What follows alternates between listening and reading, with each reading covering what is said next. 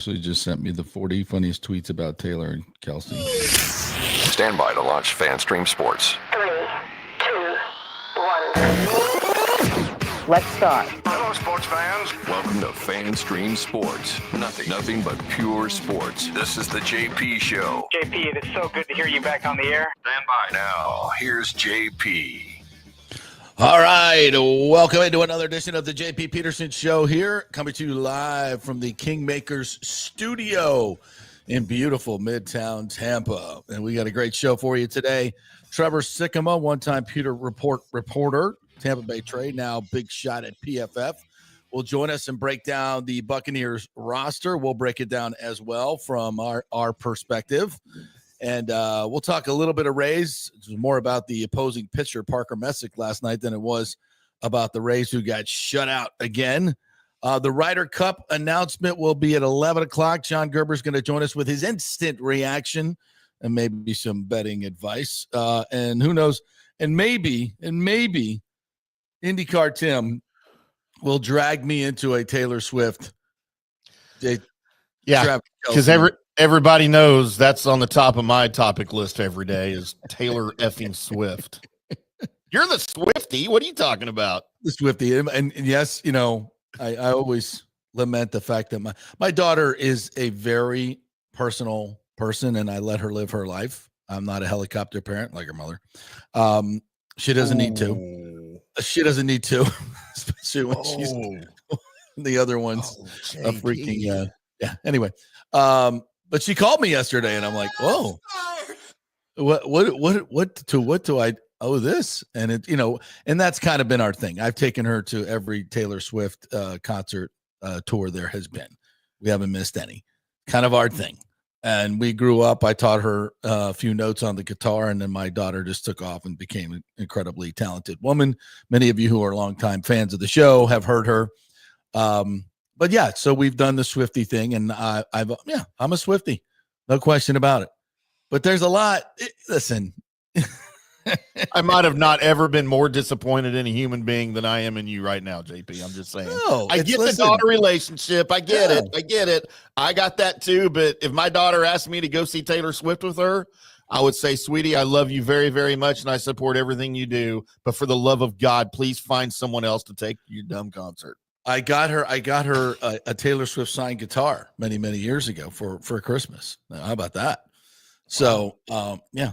Sure, it wasn't auto pen.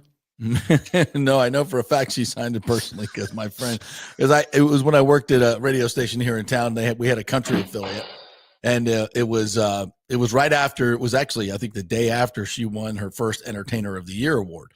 And typically when they come into town, the radio station will bring them into a room with a bunch of stuff that their clients have brought in to get signed by the artist. And this was before Taylor exploded. And they would come in and they just sign it. And I'd be like, hey, if I get you a guitar, you think she'll sign it? I'll put a little inscription on there that I write, and then she'll sign it. Yeah, sure. She'll probably do that. Okay, cool. So she walked into the door to sign all this stuff, and all the stuff was there. And our management was like, no, we're not doing that anymore. Like, we've gone to another stratosphere, so we're not doing the signing thing anymore. And Taylor, to her credit, said, no, I'm still doing this. I'm still doing it. So she went around and signed everything and actually looked at the inscription and said, oh, that's cute, and then signed it. So I know she signed it personally because I have a witness. All right. So that's cool. And so we've always had our Swiftie thing. But listen, I'm happy for them. But all the what's crazy is how you people are reacting. Like this is the closest thing we have to a royal couple in America. Oh, my God. God, are you serious? Oh, he got her at 1.3. He supports me so much. He's the greatest. Is it really that hard to support you when you send the private jet? Oh, he comes to my concert. You send me a private jet, I'll come to your concerts. I mean, how hard is it to support Taylor Swift in her career? Is it really that hard? When she makes 8 times more money than you, and you both are just rich already beyond all comprehension of the normal person. Yeah. You were selected to be a global superstar. We know how that whole thing works. and you've done it well. You support the right politicians. You sell out to Pfizer, all those. But if you can live with that at night, good for you. If the money makes you sleep better, you said you weren't going to get into any of that. If money makes you sleep better by killing people, fine. Good for you. I hope you guys have a very happy life. But I know this because I witnessed it. When this breakup comes, and it will come. I don't wish it. I'm a student of history. I know I've heard every one of her songs. Well, not everyone. But I know what her history is, and I know what his history is. And I think we all know where this is going to end. And we all know 2022, what happened to the Buccaneers when a relationship went bad. It destroyed the entire team. When Tom Brady got the divorce and was going through all that stuff, it took a team that won a Super Bowl, got close to next year with 14 wins, destroyed Philadelphia in the playoffs, lost to Detroit. That was Baker. But the 2022 when they got to the playoffs, and then of course Antonio Bryan did his thing, the whole thing. But what happened? What destroyed that season? That was, of course, the breakup. Because Tom left training camp. So when this eventually happens, will it happen this year? I don't know. I mean, we all know she'll be the Super Bowl halftime. Please don't act surprised when that's announced. All right, please. We all know that's coming. And then you can start all of your conspiracy theories when Mahomes gets every call to get them to the Super Bowl. I mean, that's the part I hate, because that's going to be this constant narrative. Because listen, the Chiefs are a good football team, but the constant narrative every time they get a call, it's going to be, oh, here we go. They want the Chiefs in the Super Bowl. Taylor's going to play. The storybook finished. This is what's coming. Am I wrong? This is what's coming. It's already here, and they just got engaged. It was that way while they were dating. It's just that whole concept that the league is giving them wins, and it's bull crap. Everyone knows it. It's conspiracy, which I normally support, but it's the biggest bunch of horse hockey I've ever seen in my life. Yeah. I don't believe any of that garbage. Yeah. Have they gotten calls? Yes. Every team gets calls. It's ridiculous. Yeah. And like Brady got calls, it's like the Michael Jordan rules, right? It is what it is. And no, I don't like that, but it's a thing. All right. And it applies to a lot more teams than just the Chiefs. So what I don't like, I'm happy for them. Good for them. We need more love in the world, all that. But it's how everybody else reacts to it that is a pain in the ass. And now, so we're going to have to go through this whole narrative, through the whole series, when she's named the Super Bowl halftime. All this, we're going to be talking about it, or everybody's going to want to talk about it. We'll do our best not to here, but it's going to take over the narrative just like it has this week, and it is, and that's what I don't want. That's what I don't like. It's just meh. So to pull the curtain back before we came on the air, JP's like, "Are we going to talk about Taylor Swift and Travis Kelce?" And I said, no, not if I can help it. And then we just spent the first 10 minutes of the show talking about Taylor Swift and Travis Kelce. That's how you have to play it. You shows how much pull I have on the show content here. Well, it's the old Jim Rome thing. You act like you don't want to talk about it, but you really do, because all you people suck it up. But you act like you don't. I can't believe that.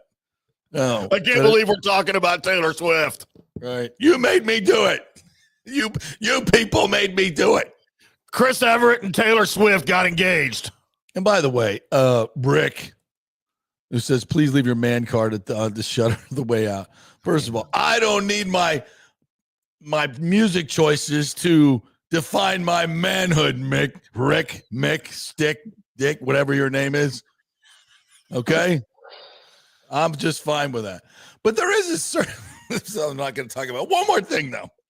There is a certain amount of, I don't know, irony to the fact that this woman has written all these songs about the perfect man and what she's searching for and how everybody's done her wrong.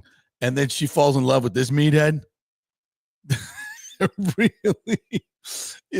One of the things you like about her songs is the depth to them and the sincerity and all those things. And she pours her heart out. You think what you will, but you got to give her credit for that. And this Hollywood plastic type of ridiculous relationship is where you end up.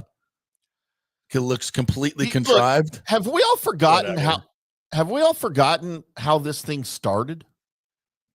Because we wrote, I wrote the story for Chiefs Kingdom, and we talked about it on the air here. I talked about it on the Colby Sapp and IndyCar Tim show the night that he attended a Taylor Swift concert before they had ever met and begged to get backstage to meet her. Yep. Right. Pretending to be someone of some importance. He made a bracelet for her. And she would not give him the time of day because she didn't know who he was. Oh, he's just some nobody. Why am I interested in this guy? And then all of a sudden she finds out, oh, wait, he's a football player. He can get me new fans and he can promote my image and he can progress my career and find me new, and now all of a sudden she's interested and now they're dating and now they're engaged. So I hate it. I hate it so much. I don't wish failure on their marriage, but it's going to happen. And don't forget, they're both 35 years old. Please tell me they're not going to have kids. No, you kidding me? Too old to have kids. That would take the focus off themselves. How could they possibly do that? Sacrifice for another human being? No, narcissists aren't very good at that. I mean, my parents were way beyond 35 when I happened, but my mom had also had her tubes tied like 4 years before I was born. So I was just determined. But look, people don't need to be having kids at 35 years old. Some of the tweets, though, were pretty funny. I saw one that said the prenup's going to be longer than any book Travis Kelce has ever read. I'm like, yes. Unmarried ladies in our 30s, we just lost our strongest soldier today. They can't commiserate. Oh, sorry. By the way, how bad do you feel for every guy that was going to propose to his girlfriend that day, but had to make the decision, should I still do it now here after the news that Travis did it, or we're just going to get lost in the shuffle because it's on the same day? I mean, I number one, I feel bad for a guy that's going to propose to his girlfriend anyway. This supposedly happened 2 weeks ago. So they went and did that whole podcast having already been engaged.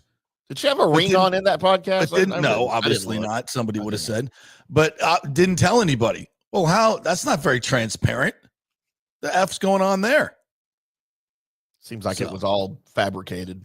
13 minutes into the damn show, and you're still talking about Taylor Swift. Oh, I'm sorry. You're ridiculous. You know that's my passion. You're ridiculous. That's my. Hey, by the way, you not to bring it up. I just don't understand the physical appeal. I still think she looks like a 12-year-old boy. I don't understand what the attraction is, man. I'm sure she's a wonderful, nice, beautiful person. It's called I'm a sure she's billion with a B, bro. She's got a BBL, and the B stands for billion. You can do the rest in your own mind. Yeah, in drag. I swear. Yeah. I know you all hate her. I know many of you don't get it. But you have to grow up with a young daughter who loves Taylor Swift, and then it's a totally different deal. So, thank goodness my daughter. Thank goodness both of my daughters grew up loving Korn and Hole. Not Cornhole the game, but those bands. And Def Leppard and Holly Crew and Cinderella. I think I'm feeling better about my choices already. Are you serious? Oh, yeah, nothing wrong with that. I mean, all it did was lead my daughter to go to Belmont and become a very successful executive at Sony Music, which she is right now. Well, there you go. So I'd say it was a pretty good choice. No, it led to some good things. No, you did fine. Yeah, I think we're doing all right. Both my daughters are lesbians. Right, so where did I go wrong? It's not even a joke. All right. We definitely got to get to some football. Holy shizbang. Ralph Steinbauer, good morning to you. Said a lot of buzz around the USF game tonight. Well, yeah, there's probably a lot of buzz, but don't show up tonight, partner. It's tomorrow. Oops. Yeah. It is Wednesday, right? It is Wednesday. Tim, because you love your daughter, you won't go to the concert. Absolutely, 100%. We got to set. Even in love, there are boundaries. Okay. Yeah. Sergio's on it. It's like Taylor's not the type to settle down and get married. I don't see the engagement lasting. Well, how long is the contract for? That's all I need to know. Has she not ever been married before? Mm-hmm. So, What's that? Has she not ever been married before? I mean, she's been engaged like 20 times, right? No, I don't even know if she's ever even been engaged. Oh, she's just had all the boyfriends. Leave them, yeah. I think this is her first alpha dude, though. After a lifetime of betas. Does she not like date Justin Timberlake or John Mayer? Now we're into who she dated. Oh, Jesus. Can we stop? Who's the dude from One Direction? Didn't she date that guy? I don't know any of that, nor do I care to. Drake says, JP, we won't change the show. Coming up Friday, what dress will Taylor wear and what says about the environment? No, we're not doing.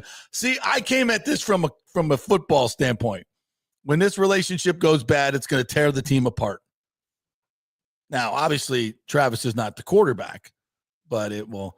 And, what happens when Brittany Mahomes and Taylor start sniping at each other? Because that's going to happen. I think it actually has already happened. TBH. Dude, I had no idea she dated all of these idiots. Yeah. Yeah. Well, she dated Tom Hiddleston. It's called content. It's called content for your albums. That's what it is. Oh my God. What a whore. James says Bucs had the best team in 2021, but injuries to Tristan and Godwin plus Antonio going crazy. Too much to overcome. Should have been back-to-back Super Bowl. What about Tom's relationship? I mean, he was horrible that year. He was terrible. He wasn't. He left training camp, right? Yeah, for 2 weeks. Yeah, thanks to Giselle. Devin Garnett says, enough Taylor Swift talk. The whole thing is a joke. You're absolutely right. Shut up. Stop talking about it, Tim. Devin, that's my fault. Sorry, my bad. All right. Can we get to the freaking I don't know. I got 72 TVs in my studio, and 64 of them are talking about Taylor Swift and Travis Kelce. And they're on sports channels. Well, that's what Ash said this morning. When she woke up, she's like, God damn it, my entire feed is nothing but Travis and Taylor. My entire Facebook feed. I'm like, I hate it so much. I know. And mine is too. And it's like, I don't even subscribe to any of the freaking pages you do. Oh, Stephen A is up here talking about him right now. Rick says, I never thought anyone would supplant Stu, but damn if Taylor Swift doesn't live rent free in JP's head and all. So now we're gonna have a picture of Stu and Taylor in the background. Can we do a little collage like they do on pardon the interruption? Yeah. Anyway, so ridiculous. JP, keep skipping me. I was the first to comment. Oh, I didn't know I was supposed to just go by the first to comment gets mentioned.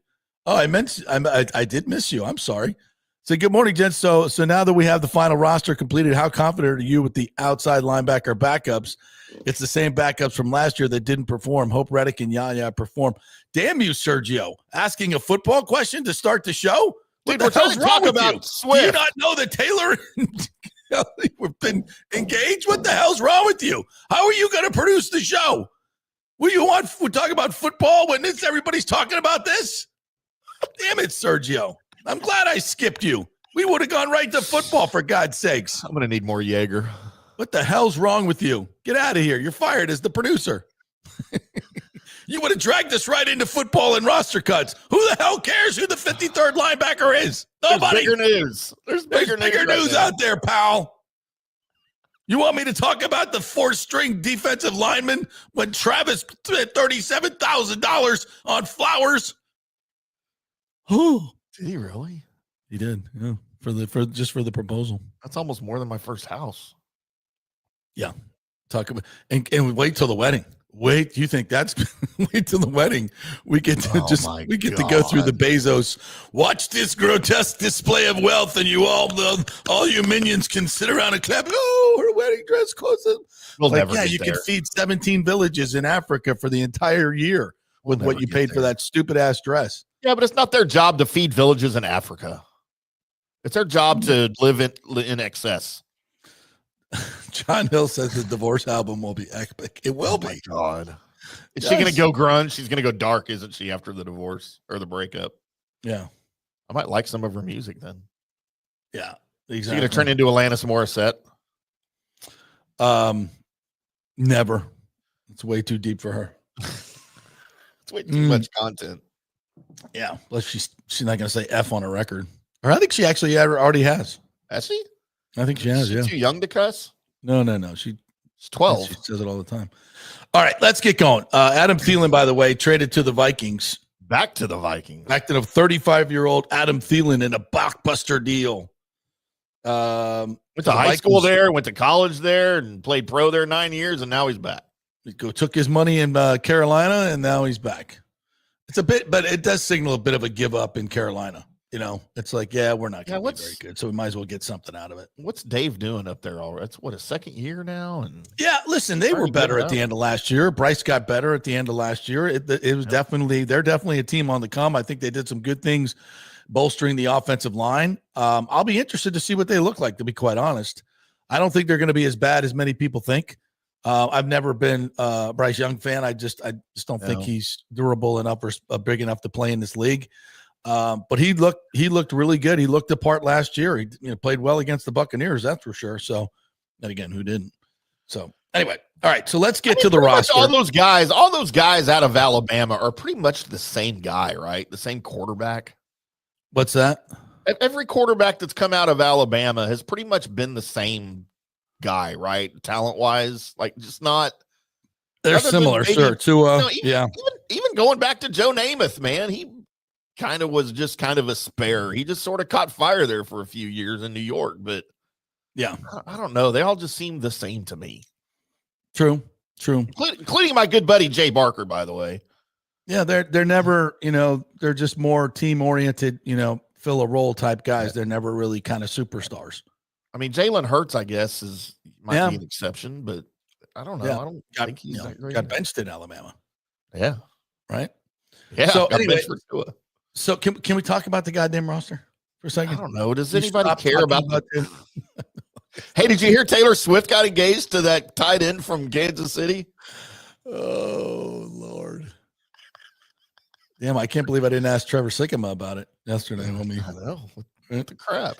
All right. So obviously the biggest, I don't know, when I could call it shock, it certainly wasn't a shock here, but the biggest change going in to training camp and coming out is at quarterback as Teddy Bridgewater takes over for Kyle Trask. We've talked about that ad nauseum for the past couple of days, but finally Todd Bowles got a chance to address it, and I think it was pretty straightforward. So here's Bowlesy. So he brings yesterday experience, but he brings a wealth of knowledge. He can command the offense.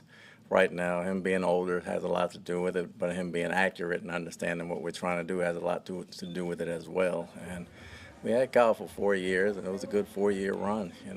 We just feel like we got a better chance with Teddy. Yeah, it's as simple as that. You heard him mention accuracy. I think also, decision making, being quick. As I said yesterday, just go watch when Teddy plays, and watch when Kyle plays. And at that moment of decision, when the first read's not in there, Kyle kind of just freezes. And where Teddy's just moving on, he's either getting out of the pocket, making a move, extending the play, or getting rid of it, or finding a secondary receiver. And that's the way you have to play on time in this league. And Kyle never really was good at that. And I think with Josh Grizzard coming in, he wasn't tied to Kyle. And I think there's probably for very early on that you get some different eyes on the guy and you're not invested in the guy. And Josh is probably like, yeah, we can do better. And I know a guy that I work with in Miami who's better, and that'd be Teddy Bridgewater. So listen, let's hope that Teddy never plays. I have a sense that he probably will. The way Baker plays, it's, he's gone 2 years without missing a game. Missed a little bit of time. It came out of a game when Kyle got in there, but for the most part, he's been really durable. But the way he plays does give you a little bit of pause. So if Teddy is called upon with the weapons that this team has, I think they're going to be in good shape with a guy who's done it before, been there, won't be too, won't pee down his leg in the moment. Not to say that Kyle definitely would have. We just don't know. So it's much better. You'd rather have a little bit of certainty than just zero certainty, right? Yeah, it makes sense. So Baker and Bridgewater are your quarterbacks. They only keep two. I would expect Bazelak to be on the practice squad and not Kyle Trask. Running backs, they keep 4, which is interesting. Going in, maybe didn't think this, but Bucky Irving, Rashad White, who's healthy now, Sean Tucker. I think the best 3 deep in the NFL for my money. Yeah. And then Josh Williams, who was an undrafted free agent, Is that a Great surprise? story. I think so. Yeah, I think so. Right? Yeah, I think it is. He plays special teams. I thought he ran the ball really, really well, and also as a kick returner, showed some great ability to do that. So he can play special teams, and that's always going to be a leg up, and he's going to help you there. And he's a pretty damn good runner. If they have to go that deep, he's going to be a guy that can also, he's thick. He's a big kid. He can stand up in pass protection. So he's a nice number 4 to have. And I think in a great story, goes from undrafted free agent, and I believe he was a walk-on at LSU, and becomes a 53-man roster guy. It's a great story. Wide receivers, boy, has this kind of been an evolving thing. Mike Evans, Chris Godwin. Godwin passed his physical, by the way, yesterday. So, which is, I guess, when you pass a physical and you're injured, so it means everything else is good, and we're still working on that one thing. Yeah, because I don't think Chris Godwin's ready to play game 1, unless it's something. No, he's great secret that's been physical. He hasn't been medically cleared to practice. Those are different things, right? Yeah, exactly. So Ibuka, obviously, and then Tez Johnson, who has a 7th round pick, was never a lock, but I thought this last game he really proved something to me. Obviously he was out for 2 weeks. And I'm thinking, okay, you better come back and show something. So, when we say these preseason games don't mean much, to veterans, they don't. But for a guy like this, that game he had with 8 catches, 8 targets, the return game, that definitely solidified himself a roster spot, no question. And I think Tez Johnson making the roster ahead of names like Dennis Houston, who's a veteran, Jacob Harris, and Trey Palmer even. I think that says something about where he is in his development and how quickly he's developed in their scheme. I think they're happy with that. Totally agree. Ryan Miller, another great story. He's got some size to him, 6'1", 220. Used to be a tight end. He's just a reliable. He runs good routes. Baker trusts him.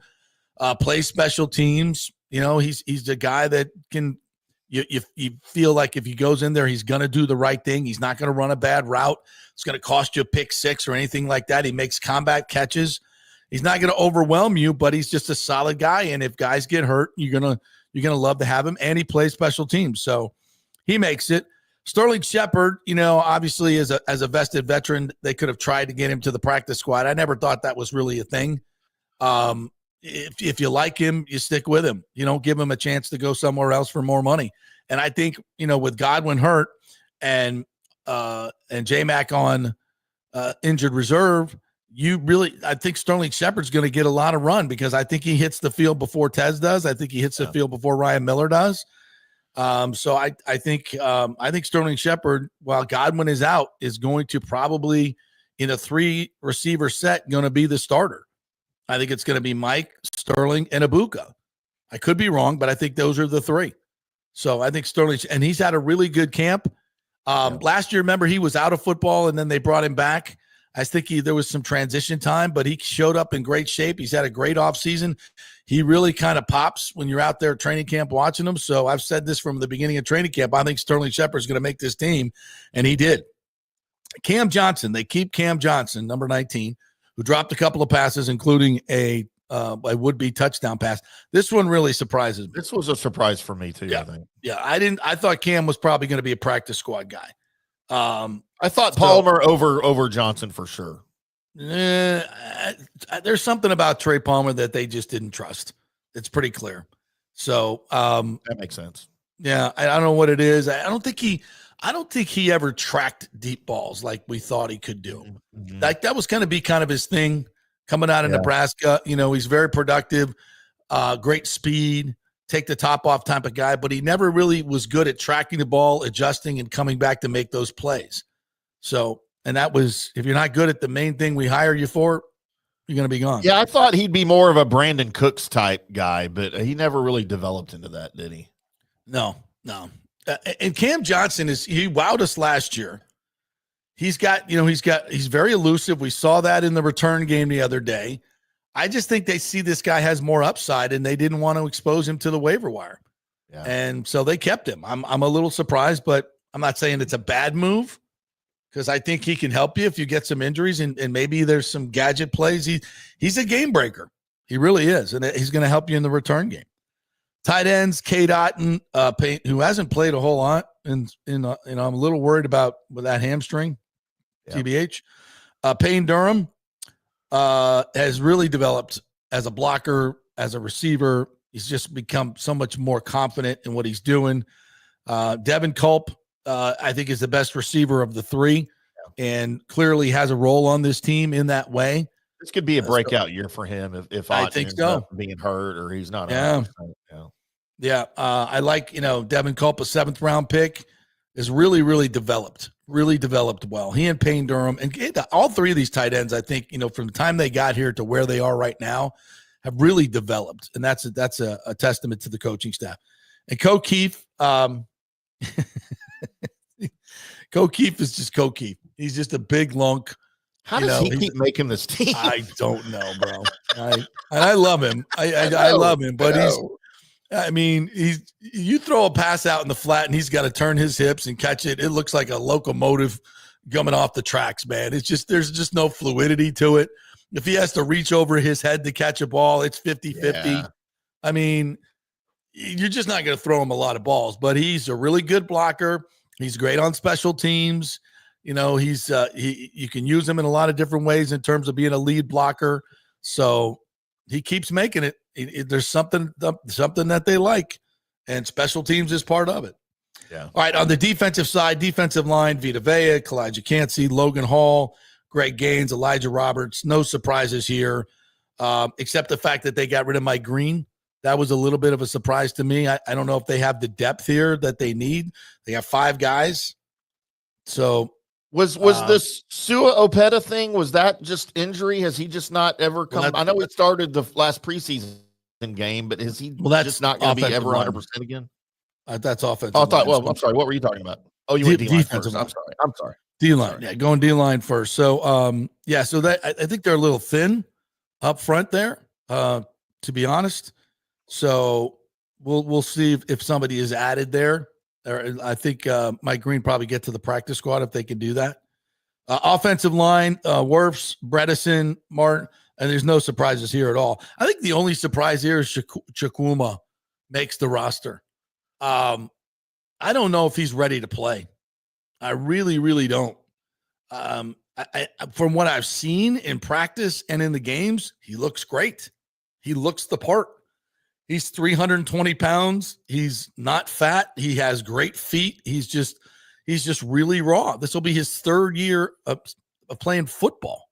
He comes from Africa, played at Georgia State, played no football growing up. And they just looked at him and like, Jesus, you're 6'6", 6'7", 335 pounds. You got, or probably 320. You've got great feet, great athleticism. He's got great length. I just think that he was just too good of a project to expose to the waiver wires. I mean, anybody that's watching this cat on tape is going to go, you know what? He's a good player. And I've said this about him. He reminds me a lot of DeMar Dotson, who was a basketball player at Southern Miss and a defensive lineman, and came to as a really raw offensive lineman and end up being one of the better right tackles in the league for 6-7 years. And I think Chukwuma has a chance to be that guy. So he makes it. Elijah Klein has great versatility. Charlie Heck obviously is a starter, so no big surprises here. But they may be looking to add something there. So what was it then with Opeta? Because when he was in Philly, man, he was pretty good, and I know he's constantly hurt. Yeah, and I guess the ACL in camp last year, I know he came back in the final preseason game this year, but, is it just a matter of he's just not going to be healthy? But it seems like, at some point, you're just like, dude, I mean, do you really want to play football? He's constantly hurt. I mean, can you not play football? It's at some point you just got to move on. If you can't suit up. I think, and if it's injury, some guys can play through injuries and some guys can't. And obviously an ACL, you're not going to play through that. But, what I don't know. I'm not here to dog the guy. It just seems to me that he could never get healthy. So I think that's it. The corners, Jamel Dean, Zion McCollum, Benjamin Morrison, Jacob Parrish, Kendall Vildor makes it over Bryce Hall, which I think was a little bit of a surprise. and Josh Hayes. I think this group could be upgraded. Maybe at the bottom. Josh Hayes makes it over Bryce Hall probably because of teams, and because Josh is not the best cover guy. So, interesting there. Linebackers, Levante David, Yaya Diaby, saw the outside linebackers as well. Servastier Dennis, Hassan Reddick, Chris Braswell. Crazy, huh? Yeah, I mean, a second-round pick. Everybody told us he was going to have a breakout season. We certainly didn't see it in preseason, and he played a lot. Yeah, for a second-round pick to still be on the bubble after his second training camp, it just seems a little sketchy. It just does nothing. Yeah, like he just doesn't make an impact out there. And he was going against third-team linemen and offensive linemen. Yeah, it's just, come on, man, you got to be better. You got to show me more, and just didn't. So, yeah, kind of giving me a JTS. Yeah. Arc of his career, and we stayed way too long with JTS. So hopefully we'll find somebody better at some point. Deion Jones, the veteran middle linebacker. John Bullock, great story out of Nebraska. Kid walked on, redshirted at Nebraska. Played under the great Tony White, now the DC at Florida State. And had a really great senior season. Gets a tryout with the Buccaneers. They like him. Comes in and makes plays on special teams. I think Nick Jackson was better in base defense, and hopefully he'll be added to the practice squad. But Bullock makes the team based on teams, and good for him. Good for him. Anthony Nelson, obviously one of the great backups in this league. And Marquise Watts makes the squad as well. I think is another guy that really hasn't shown a whole hell of a lot. So I'm a little, maybe I'm a little surprised that they kept him. I'm sure this is very special teams oriented as well. So, but then while we're here, let's address Sergio's question, since he was first to comment and we're giving him credit for that. He's not very sure about the backups at linebacker, especially on the outside. He says they're the same backups from last year that didn't perform.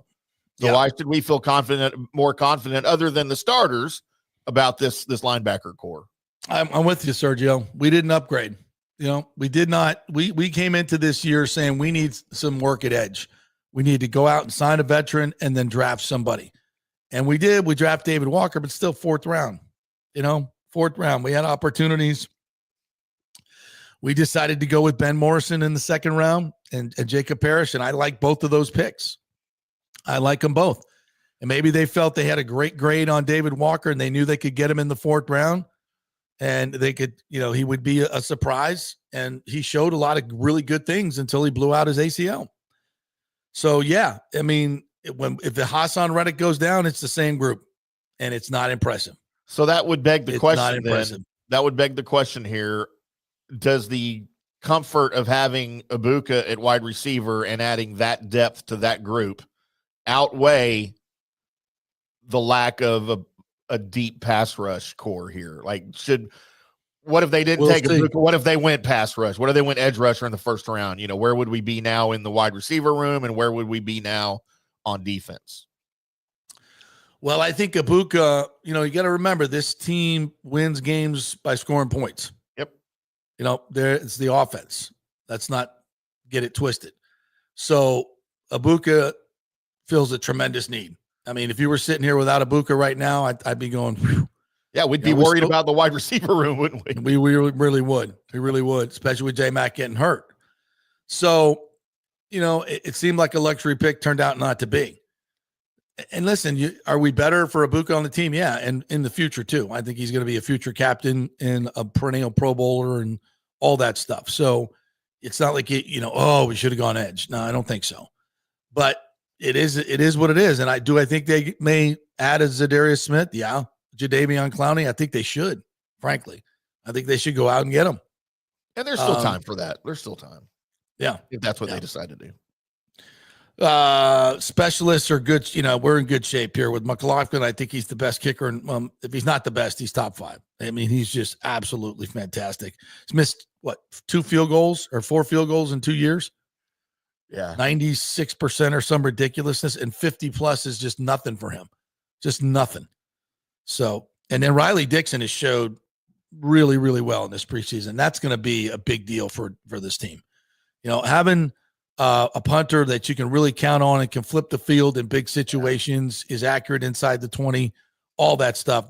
Those are hidden yards that really, over the course of a season, especially for a defensive coach, that's why you could tell Bowles is just absolutely enthralled about that.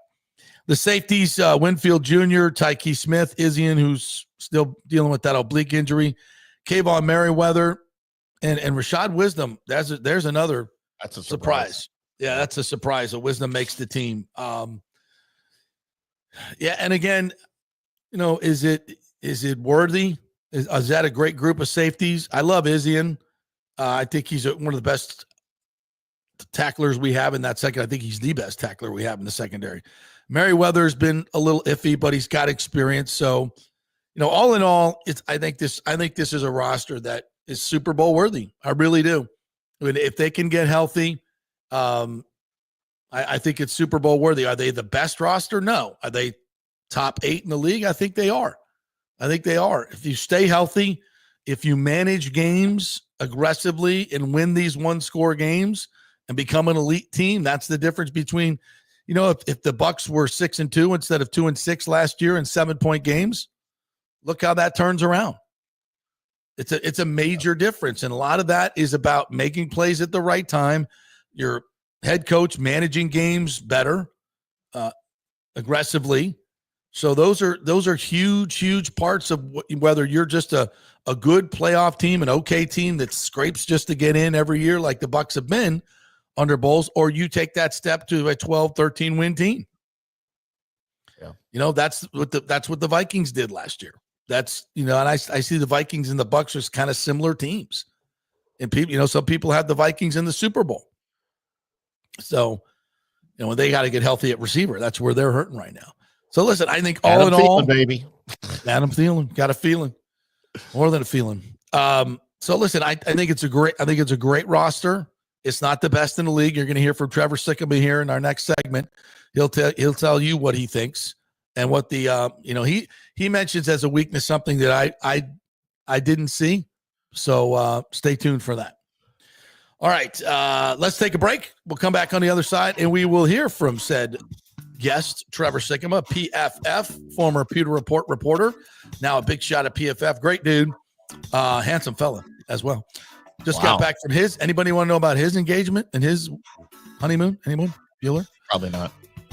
We are brought to you by the great folks at the Jeeves Law Group, JEEVES lawgroup.com. They are local, they are trusted, and they get results. Go with a local law firm and not one that has gazillions of lawyers. You want to be a priority to the law firm that you're with, and that happens at the Jeeves Law Group. JEEVES lawgroup.com, not a Turkey spokesman. Offices Tampa and St. Pete, and the great folks at Onsite Construction, FL.com. Onsite Construction, Jason Fawcett is the owner over there.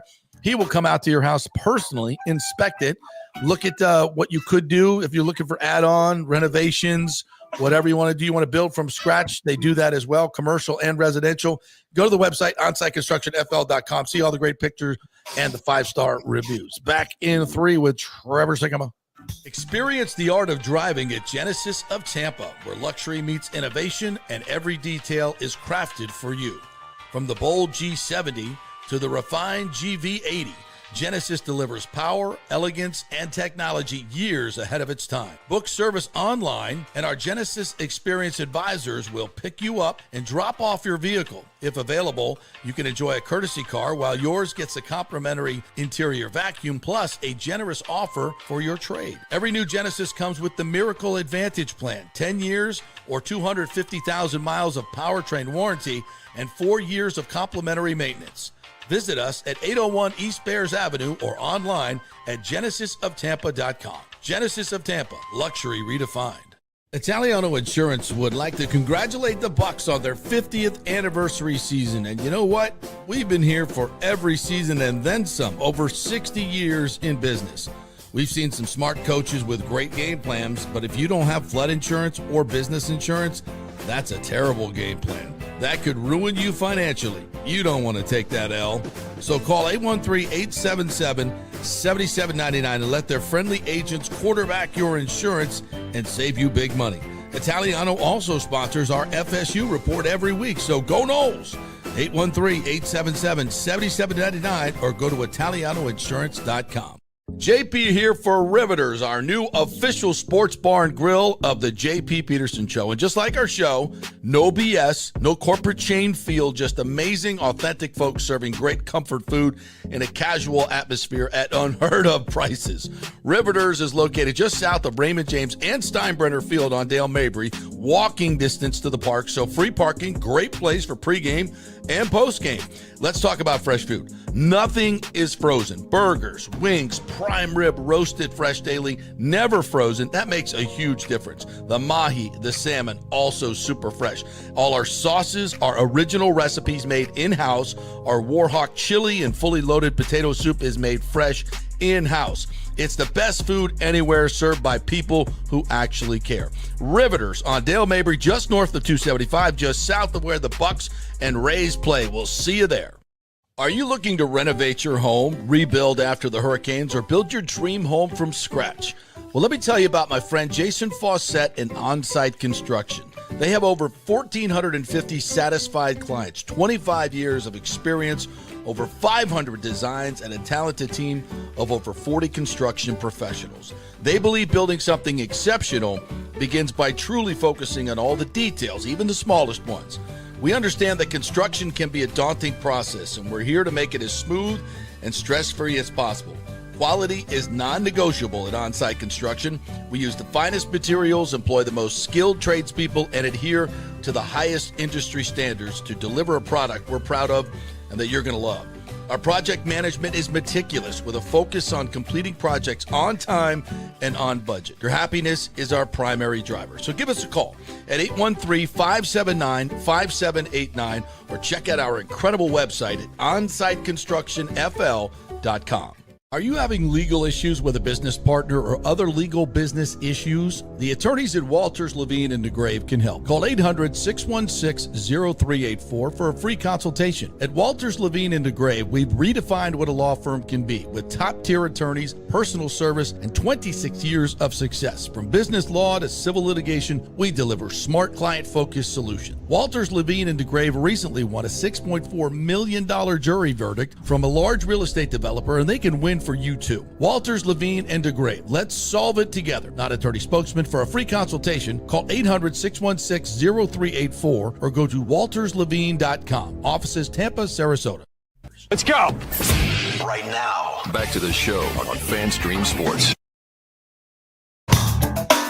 All right, welcome back to the JP Peterson Show, brought to you by the great folks here at Kingmakers. We're coming to you live from the Kingmakers studio.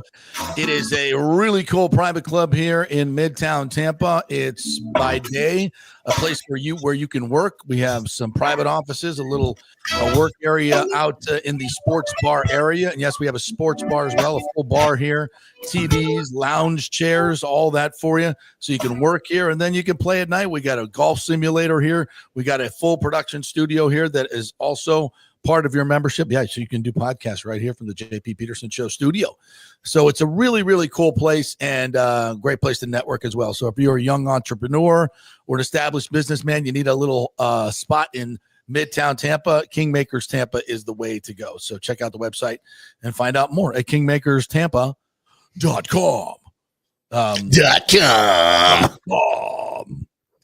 All right, let's get to some of your great comments here today. We have so many great comments. Christopher Cole says Braswell only has one season under his belt and Morrell has 5 or more years. Here we go. Disappointments. God, I hope, Braswell is going to be the JTS and just be a pair of shoes for 4 or 5 years. I just think, we can do better. Yeah. Braswell's career arc is Christopher Morrell. Very, very true, Phil. You could put those two together, but again, yeah, I think Braswell still has some time to put it together, but you just don't see the twitchiness. You don't see the power. You don't what's his go-to move? What is he really good at besides sticking to offensive tackles? I Ren Dax Thinking says he spent 2 weeks in Italy, then had his clubs flown over so he could play golf in Ireland for a week. True story. Who are we talking about here? Did I miss that? Yeah, I don't know who we're talking about. Who spent 2 weeks in Italy? Going backwards. You got to go in order, JP. I guess so. Yeah, I tried to get the latest first. I know, because Sergio will get after me. Yeah, I wasn't here first. Yeah, you should always go in order. What is this? Instead of Taylor Swift and Travis, Carla meets Eileen. I still can't say her last name. She's the Bucs sideline reporter. Oh, no. Very nice young lady. Does a great job. It was Carla. Let's have her on, and then she can tell us how to do it. Okay, let's do that. Morning, gents. Your thoughts on David Portnoy being banned from OSU game? He wasn't banned. They're just not he's not part of the on the dais inside group at Fox. He can still, but I guess they banned Barstool from setting up there. So yeah, it's a little childish. I think he met Carla Metz. She's the Panthers sideline reporter. It's Carla Metz, not Carla Meets. Carla Metz. Okay, That must be who he's talking about. I guess we're talking about hot sideline reporters right now. I don't know where that came from. Okay. Like something I would initiate. Yes, obviously. Yes, you would. I'm shocked that you haven't. Yes. We do a segment on the Colby Sapp and IndyCar Tim show occasionally called the Hot News Girl of the Week. Mm-hmm. Where I just pick a random local news girl from around the country and we do a bio on her. We've even had a couple on. James, that's what I said. 8-9 2022 season was when Brady left his wife. Yes. Yeah. Yes. The 13-1 season, where the 13-1 season was the year sharp? before. Bring that back up there. He just accused us of not being sharp. That's exactly what we said. No, I did screw up the playoff thing. That was Baker. But what my point was, we won a Super Bowl, then we won 13 games, and then we went 8-9. But then you corrected yourself. 8-9 year, 8-9 year was the breakup year, which is what hopefully happens to the Chiefs when she breaks up with Travis and the whole team disintegrates. But the NFL would never let that happen. Come on, where's the script writers? Do you think people don't like the Chiefs more because they win, like they're the dynasty of the day? Or do you think people hate the Chiefs more because of Travis Kelce or Patrick Mahomes? Like, is it a Taylor Swift thing? Or is it a winning thing? Or is it a Kelce thing? I think overall it's a positive for the Chiefs. Marketing and all that stuff and the NFL. Well, no, I get it, but you have people that don't like the Chiefs. Yeah, I know, but they probably always not like the Chiefs because they win and people hate winners. Teams that are exactly. Teams that are irrelevant, like nobody cares. Nobody hates the Browns unless you're in the AFC North, because just why would you? There's nothing to hate. But teams that are really good that win Super Bowls, like the Patriots all those years, everybody hated the Patriots because they won. They hated Tom Brady because he was on the Patriots and he was responsible for a lot of those. Mm-hmm. But like the Chiefs, there's a whole contingent of people out there that hate the Chiefs, and I guarantee you they did not hate the Chiefs in 2018. But is it now more because the whole Travis Kelce, Taylor Swift thing? Is it more because they're just winning and they're tired of them? Like if Travis Kelce retires tomorrow, it doesn't play this year, will a bunch of fans start liking the Chiefs again that hated them because of Kelce? That's my question. Yeah, I think that's I love the Chiefs. I love the Chiefs. But I effing hate Travis Kelce with a passion. Never liked him before he was with Swift. Before, yeah, I'm with you on that, 100%. All right, anything else we need to? Let's get to our guest of the day, Trevor Sikkema, a long time Pewter reporter, now with the PFF folks, doing a hell of a job nationally. He's on all the national shows, so he took time out to be on the JP Peterson Show. We thank him so much. And he will be a contributor throughout the year. Said he will come on. So here we go. As we talk Bucs roster and not Taylor Swift. So pleased to have Trevor Sikkema from PFF. Still goes by Tampa Bay Trey, honoring his Tampa Bay roots. How are you, partner? Congrats on all the success at PFF covering the league. Been watching you rise up through the national broadcasters here. So fantastic for you. Thanks for joining us. Appreciate it. I appreciate it, JP. Anytime, man. Anytime that I get to, go on one of the local Tampa airwaves, I'll always take the chance to do it because it's fun covering the league as a whole. But obviously always have a soft spot in my heart for talking Tampa sports. So I appreciate you having me, giving me the opportunity to do that. I'm sure you missed those Pewter Report training camp days here in Tampa and the 100-degree heat, right? I'm sure you missed that, right? I don't know if I missed the 100-degree heat, but I talk to people all the time. It's such a blast being in the weeds, man. Like, it's such a blast. I love it. Doing like this time of year is so cool. Like, the roster's expanded. You get to know so many other guys. You see the draft strategies and the free agent strategies. Obviously, fans are out there for the open practices. And so I don't miss the heat. But I do miss covering this team that closely this time of year. I'm a real sicko. I love football practice. I love training camp. I might complain about the heat once or twice, but hey, I just go get some free water and sit under the tent for 5 minutes and I'm back. I love football practice. I love it more than the preseason games because you see so much more and you get to see things that you never get to see. Coaches working with players, how coaches interact, just stuff that I think is a treat that we're still allowed to watch the entire practice, which, you can't watch FSU practice anymore. So I take what I can get and I'm never going to complain about it. Even if it's hot. Thank you for football practice.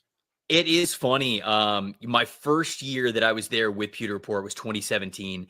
And I remember I got hired in January. So like the season had ended. So I got hired for the off season. And then when training camp came around, I was like, oh my gosh, like hell yeah. Like we get to cover training camp. Like it was great. And training camp was awesome. And then the regular season came around and I was like, all right, time to go watch practice. And Scott was like, nope. Said, nope, that does not happen during the regular season. And I was really bummed out about it. And so from that point on, I knew to take training camp and appreciate it while it's there. It's a lot of fun. Yeah, and it was fun this year. Not a whole lot of battles, but one that was interesting for me, and I've been talking about it since OTAs, is Kyle Trask just regressing with Josh Grizzard's offense, although it's not much different. And I kept asking Bowles about it, and they finally made a move and released him. It's a big talk on the show yesterday. What are your thoughts? Yeah, I mean, look, no surprise to me. You don't sign Teddy Bridgewater if Kyle Trask is your guy, right? I mean, like that's plain and simple. The second that they brought Bridgewater in, I went, oh, okay. They're going to either cut or trade Kyle Trask. Like there's no, if you feel that good about him as your QB2, you're not entertaining this. Why would you do that? Now you can say to yourself, and of course, like the coaches, I understand they got to say what they got to say, like, oh, it's just, it's depth of the quarterback room. You can never have too many good quarterbacks, all that kinds of stuff. But the fact of the matter is you got to allocate money a certain way. And if you're bringing in Teddy Bridgewater, who's a veteran, who's obviously going to make a certain amount of money, you are moving on from Kyle Trask. And to be honest with you, I'm a Florida Gator. So I watched Kyle Trask and, I watched every single snap that he took. And there was a time where I was really caping for him to be the starting quarterback for the University of Florida because I felt like he threw a touch very, very well when he was in college. And obviously a very prolific offense while he was at Florida. But I was still very surprised when the Bucs took him in the back end of the second round in 2021, mainly because the timing didn't really make sense to me. You were right in the middle of sort of Tom Brady being there. Why wouldn't a second round pick sort of go towards a guy who could really help the roster and maximize the winning window there? Very clearly they saw something in Trask that they liked, and they were hoping that he was sort of going to take the torch from Tom Brady whenever Tom Brady was done. But I never felt like Trask was kind of just as a personality, knowing him and his time at Florida. I never felt like he was an Arians fit. I didn't really have the arm strength or the way he sort of approached passing the ball deep down the field. It wasn't a similar way to the way Arians saw it. And so obviously Arians no longer the head coach anymore, but all that to say, Trask was around in Tampa longer than I even thought that he was going to be. So for him to get cut at this point in time, not a big shock knowing that Bridgewater is now on the roster and they signed him, but he even lasted longer in Tampa than I thought he was going to. I would agree with that too. And I think it was just a matter of time once they brought Teddy in as well. All right, let's look at this Bucs roster now that it's complete for the most part. They're still, getting, there's a few more. Trey Palmer was let go today. I don't know if he'll catch on someplace else. I think he might.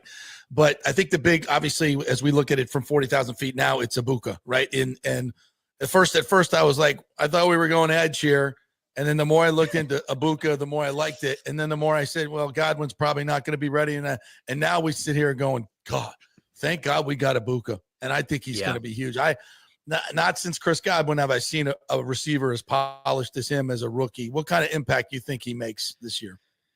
Yeah, I mean, who he is as a player and what he has been at Ohio State over the last couple of years reminds you of a guy like Chris Godwin, who goes underrated for whatever reason, but he just does a lot of the things that you want him to do well. And to me, the Igbuka pick, I was shocked when it happened on draft night for the reasons that you said. I thought this was going to be an edge rusher.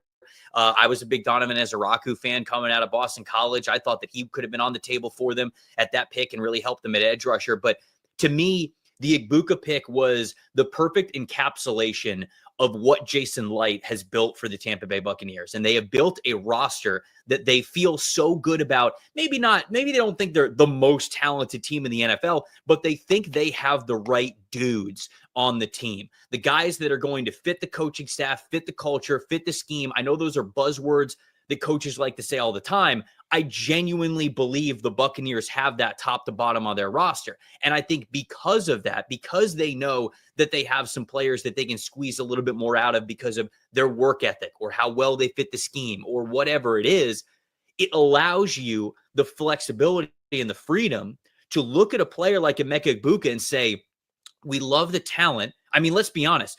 If he wasn't playing behind Marvin Harrison Jr. and then Jeremiah Smith, we're talking about this guy as one of the most productive receivers in all of college football over the last 3 years. And this guy absolutely had NFL talent throughout all of that. So not only do you like the talent, but very clearly they loved who he was as a person. And they said, this guy is another Buccaneer, if you will, another guy that we just want in our locker room.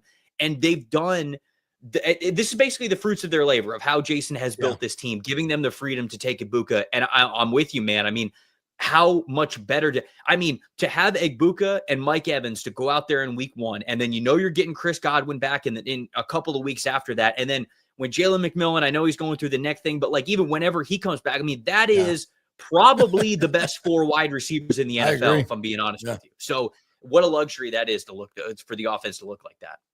And as we look at some of the additions, Hassan Reddick becomes the most important because they didn't get that edge and David Walker got hurt. I think they even counted on him to bring him a little bit of something. So Reddick becomes a huge focal point now. And, I was a little iffy on him because I didn't get to know him. But now that we've talked to him and I've seen him in camp, this guy is ready to roll. He's quick. He's powerful. He's a grown-ass man and a serious person. I think he's going to have a huge year.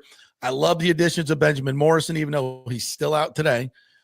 Jacob Parrish, I think, he's going to probably start at nickel. So I think all these are great additions to their defense.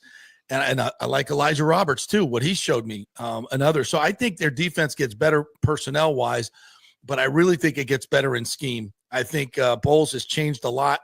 They're going to be much more press man. I think Larry Foote's had a huge imprint on this and may even be calling some of the plays. We'll see. So I think the more aggressive defense is a huge difference defensively and the ads. What do you think? Yeah, I'm actually not really worried about the secondary. Honestly, like I think Antoine Winfield Jr. is going to have.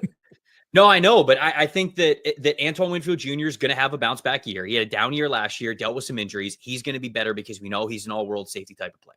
I like the fact that Tyke Smith gets to move back to safety because I think that actually makes the safety room better than what it was last year, given how good he is specifically as a run defender. You got Jamel Dean obviously on the outside still. You've got Zion McCollum. I love Benjamin Morrison as that almost sort of just like lottery ticket CB3 for this year. And then who knows moving forward. But I think that Jacob Parrish is one hell of a player. And I agree with you. I think that he could start in the nickel. I felt like he was a nickel when I was watching him at Kansas State. When we got through draft season, there were some evaluators who were like, no, I think that a lot of teams in the NFL think he's outside. I think he's got inside versatility to him. And so it's a young group. It's not the most talented on paper, but I'm genuinely not worried about it. Like, I think these guys are all going to, especially in run defense and tackling, play the way that they need to for the secondary to be strong. I think the defensive line is going to be good enough when they are healthy. I think Hassan Reddick is obviously, like you said, I'm with you. I was in the same camp as you were.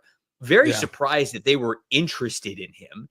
And then once he got to Tampa, the narrative sort of changed. Like you said, like when you guys were able to interview him and get to know him very clearly, whatever was going on with the Jets was sort of a Jets issue, not necessarily a Hassan Reddick issue. So you feel pretty good about that. But I'll be honest with you, JP, the whole season on defense comes down to the linebacker level. Well, 100% to me. It comes down to how much more does Levante David still have left in the tank?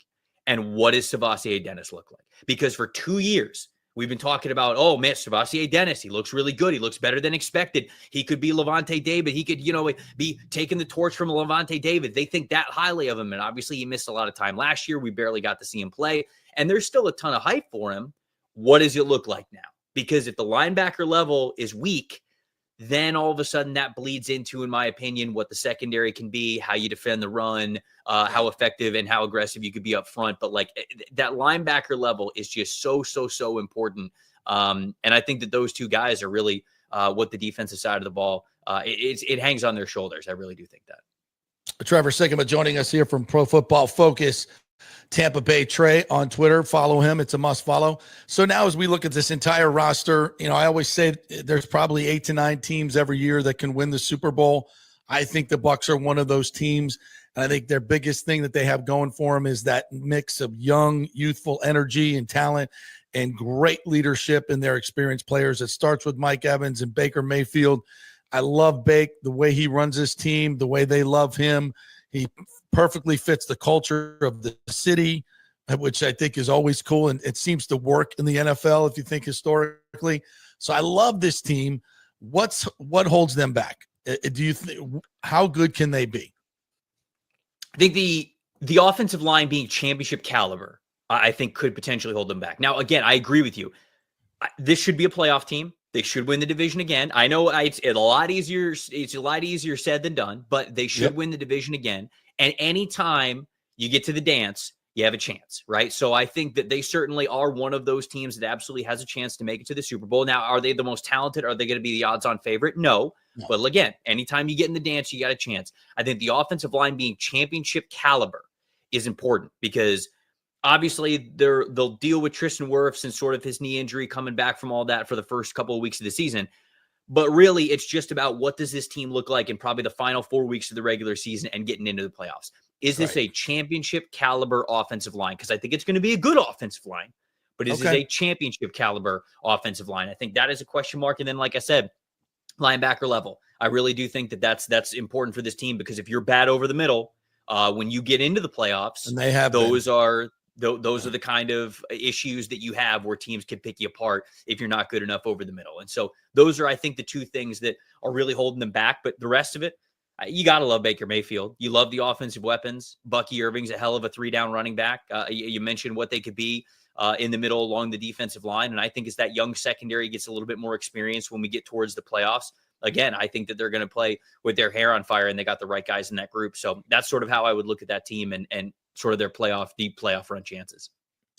My holdback on this team is with Todd Bowles, who I absolutely love as a human being, and I'm rooting for him to be the best he can be. His decision-making and game management in one-score games has been not good. 2-6, I believe, last year in 7-point games. It's got to be better, and they've done everything to do that. They hired a full-time game manager. He was more aggressive last year. Hopefully that continues. Are there any reservations from a coaching standpoint for you? Yeah, I think so, because I think that we've all sort of seen that over the last couple of years, whether it's been, punting in situations where, hey, all the numbers tell you to go for this. And I get, like you say, you go with your gut or whatever, but football's changing. And I think that football's changing in the way where you need to be more aggressive because that's where the game is. And unfortunately, if you are not going to be aggressive, you might be able to, at the end of the game, say, hey, we played solid. But if you lose the game because another team was more aggressive than you, then you lose the game. I think that you can, there are moral victories in the NFL, right? I mean, they say that doesn't exist. And so I think that Bowles has gotten a little bit better, certainly play calling. I remember play calling being a big issue back when Byron Leftwich was the offensive coordinator of this team. And sometimes it was a little bit with Bruce Arians, but much less. But it's like, for example, hey, if you're passing the ball on first down, it's like, all right, we're passing the ball on first down. We're being aggressive. You get an incomplete pass, then you say to yourself, well, now we got to run the football. No, like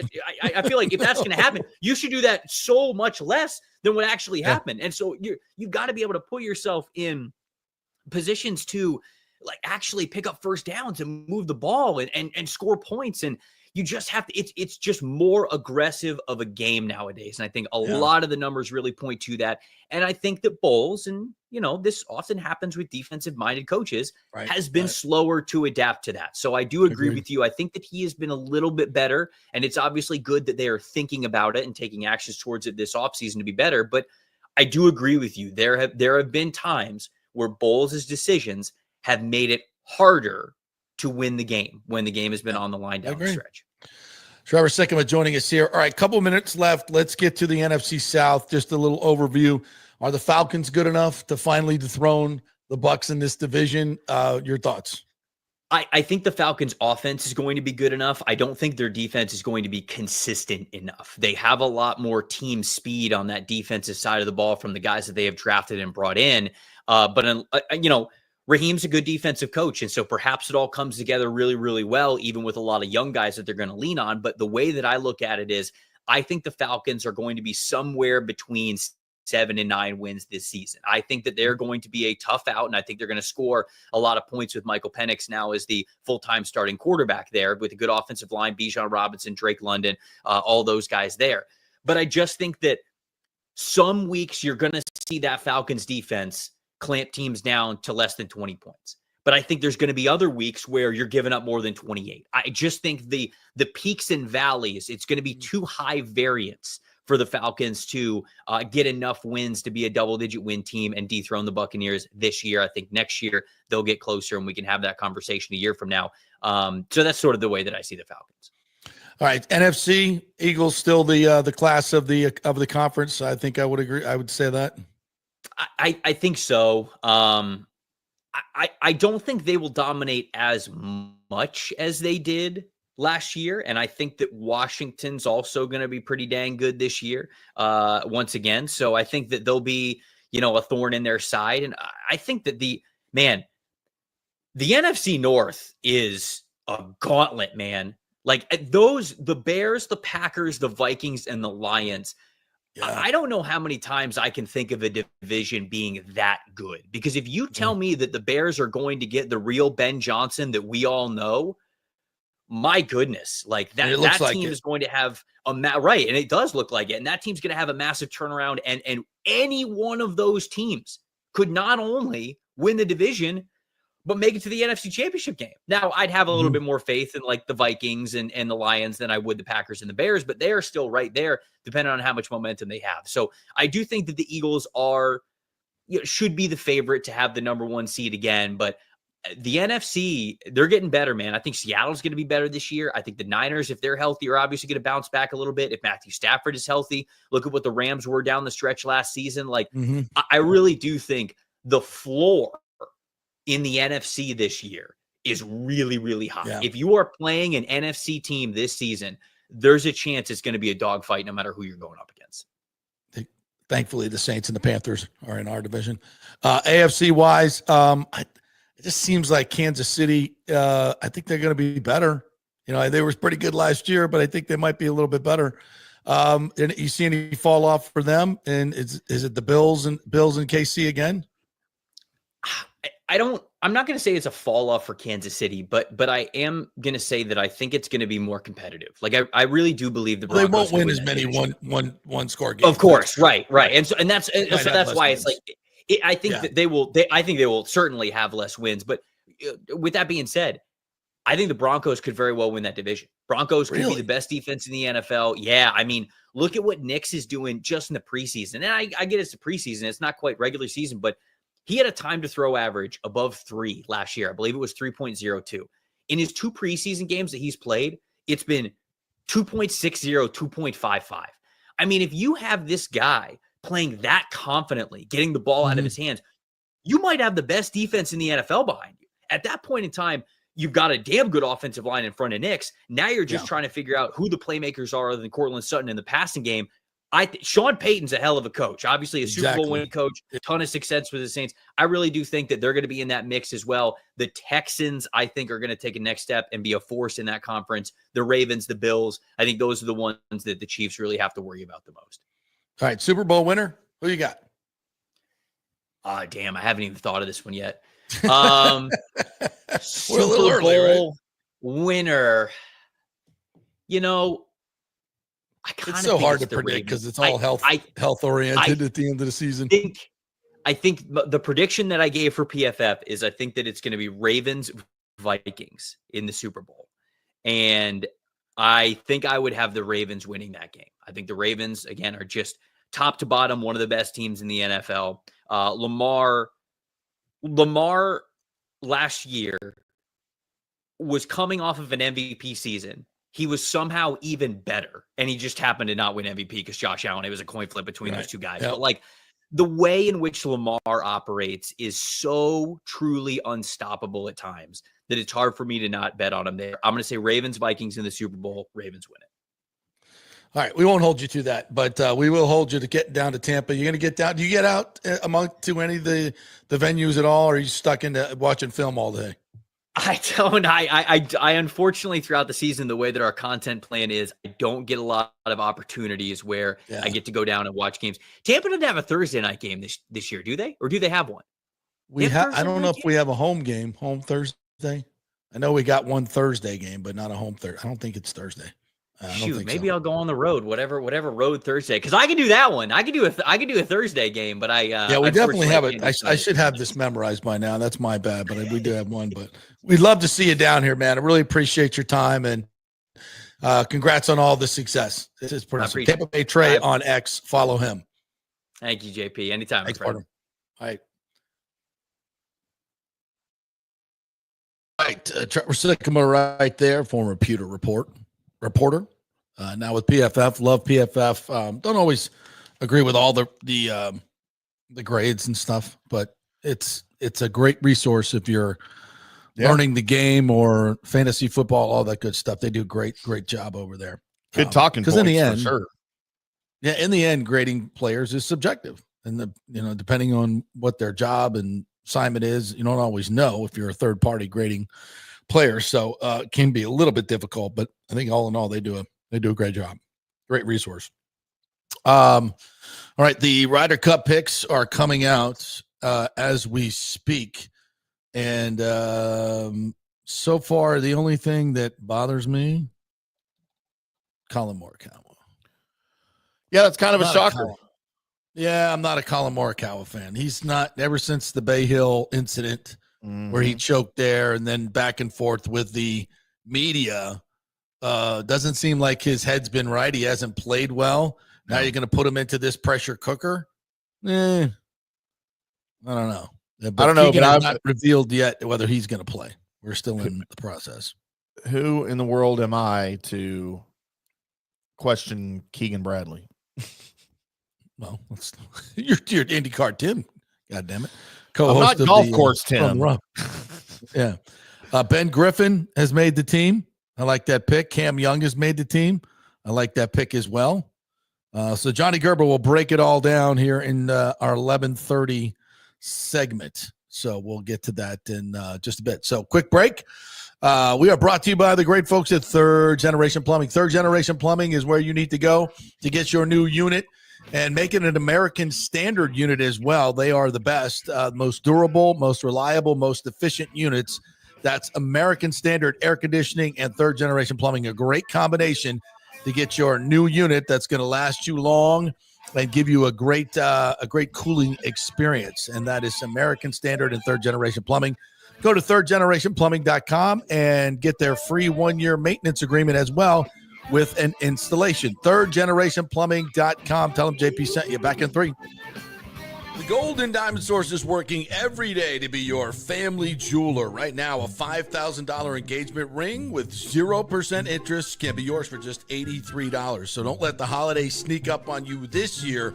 Now is the time to get ahead with their in-store layaway. Trade in your old jewelry for cash. Gold has never been higher. The Gold and Diamond Source is offering the highest ever trade-in values for your gold and diamond jewelry. Now is the time to get your holiday shopping started. So come in now, relax, shop, and save at the Gold and Diamond Source. We love Julie and Steve Weintraub, great local philanthropists, and you can find them at 3800 Omerton Road in Clearwater, where you'll always find the perfect gift. Only at the Gold and Diamond Source. Welcome to Kingmakers, home of the JP Peterson Show studio and Tampa's premier business networking and social club for members only. By day, it's an exclusive, vibrant co-working space with a stylish conference room, focus rooms, a full production studio, and an in-house marketing team. And by night, Kingmakers transforms into a sports-centric social hub with a full sports bar, golf simulator, and exclusive events. For young entrepreneurs and seasoned professionals, it's the perfect place to work hard, play hard, and make big moves in Midtown Tampa. Close the deal, celebrate the win. Only at Kingmakers. Become a member today at kingmakerstampa.com. Your business, your club. JP here for the Jeeves Law Group and my man Scott Jeeves, who lives right here and has long been a highly respected member of our community. He's a proud sponsor of the Tampa Riverwalk. Jeeves Law Group is also a proud sponsor of our Grand Central District in St. Pete and has neighborhood events throughout the year. He has an office on Central Avenue in St. Pete and one on South Howard in Tampa. You can't get more local than that. So when you need an attorney, are you going to hire some huge firm that advertises all over the state or the one that supports your favorite sports show? It's the Jeeves Law Group. We're local, we're trusted, and we get results. For personal injury and personal attention, call us for a free case evaluation. That's 8889-JEEVES. That's 8889-JEEVES. With this record heat in Tampa Bay, you better have your AC unit running at peak efficiency. Third Generation Plumbing installs the best American standard AC units. Our split systems offer the highest efficiency available while reducing energy bills and maximizing comfort. That's why Third Generation Plumbing trusts American standard air conditioning, built to last, made to perform. Whether it's a new install or an emergency repair, our family-owned team brings 3 generations of trusted service to your home, now with the unmatched reliability of American standard. Plumbing or cooling, we've got Tampa covered. Call Third Generation Plumbing today, 813-961-8024, or go to thirdgenerationplumbing.com. And we also do AC. Ciao, Paolo Tini here, owner of Caffè Paradiso, voted number 3 People's Choice Award on Open Table. I want to thank all our loyal family of customers that have been enjoying our great traditional Italian dishes we make from scratch every day. It's a great family story we're proud of. Our family moved from Rimini, Italy in 1984. My dad, Caesar, started Donatello, and that's where I got the start in the restaurant business. I started Caffè Paradiso on South McDill in 1995, and we've been there ever since. From our traditional ossobuco, a veal slow roast for 4 hours, to our daily fresh catch, the Gruppo Paradiso, with a piccata sauce and lobster claw meat, homemade pasta like lasagna, farfalle salchicha, which is a bow tie pasta homemade with fresh sausage. Hold on a minute, JP's favorite. I love it. So come and have a glass of wine with me on South McDill. Get a reservation on Open Table and see all our 5-star reviews. Ciao, see you soon at Paradiso. Let's go. Right now, back to the show on FanStream Sports. All right, welcome back to the JP Peterson Show, brought to you by Genesis of Tampa. Brand new dealership right here on 801 East Bears. We were out there this weekend for their semi-grand opening at Genesis of Tampa. Great cars. If you've not driven the Genesis line, test-driven the Genesis line, you must do it. And by the way, Mike Murphy was on the show. Michael Murphy was on the show. We talked a little Hurricanes football and college football. He's a huge fan. And he said, if FSU beats Alabama, he will make your first payment of your lease. If you go get a Genesis lease and FSU beats Bama, he will make your first payment. How about that? How about that? But you got to, even if you're an Alabama fan, even if you're an Alabama, you're pissed off because they lost, and get a test drive and tell them JP sent you, and you heard it on the JP show. There you go. That's $400, $500. Like everybody's cheering for Florida State now. If you're trying to buy a new car, absolutely, that's a great deal. That's a great deal. But get on down, try the GV80, the G70. Great. The Sports Coupe is fast, luxurious.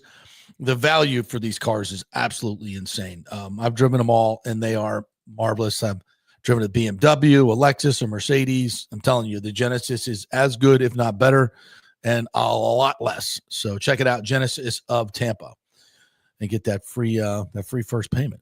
All right. Nathan Elliott has joined the party this morning. Talking about the Vikings, who Trevor brought up as his possible NFC pick. More importantly, Christopher Cole asked, speaking of Kelsey and Swift, I bet Taylor bought her own engagement ring. No, he evidently spent $1.3 million. Look, all you people want to talk about is Kelsey and Swifty.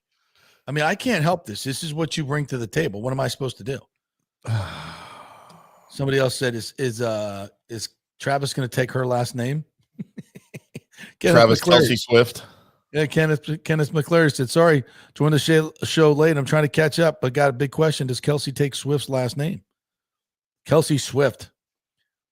Sounds like a sorority girl. Kelsey Gross. Swift. Yes. All right. I want to talk. Johnny's here if you want to talk golf. Yeah, let's do a little golf. I told him to come on early because I was tired of Taylor, Kelsey. Well, you're the one Swift who keeps bringing it up, for God's sake. Hey, did y'all hear that Travis Kelsey and Taylor Swift got engaged? Let's ask John Gerber how this affects the Ryder Cup. Everybody wants to know, John Gerber, PGA Pro, prognosticator extraordinaire. How does the engagement affect the USA's chances at the Ryder Cup?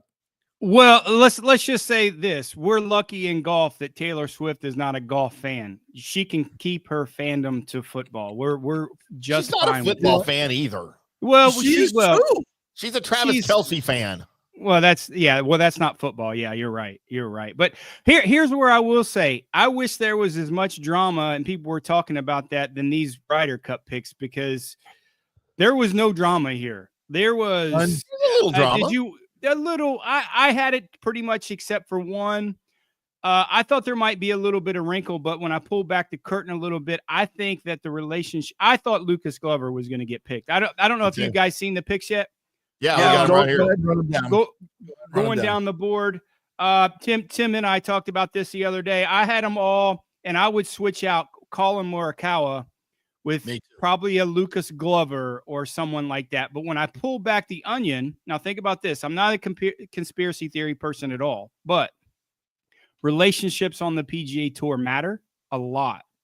And the relationship that Lucas Glover was outspoken about Phil when he left to live and the guys that left to live, I think as close as Keegan is friends with Phil, I think that might have hurt him a little bit. I mean, if you look at Lucas Glover's pedigree, he won the U.S. Open at Bethpage Black.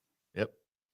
He's a guy that has never played a Ryder Cup, and the guys love. They love playing with Lucas Glover, and probably his last shot, right? And I think there's, with the inexperience that they have on this team, I think it's a little bit of a mix. I mean, first timer Ben Griffin, Cam Young, guys like that. I think an elder statesman, maybe like a Lucas Glover, would have maybe fit a little bit better than Colin Morikawa. I mean, if you look at Morikawa, he's one of the shortest hitters on the PGA Tour. The golf course is going to play 7,700 yards, and if you look at New York in the fall, in a month when they're going to play, it's going to get windy.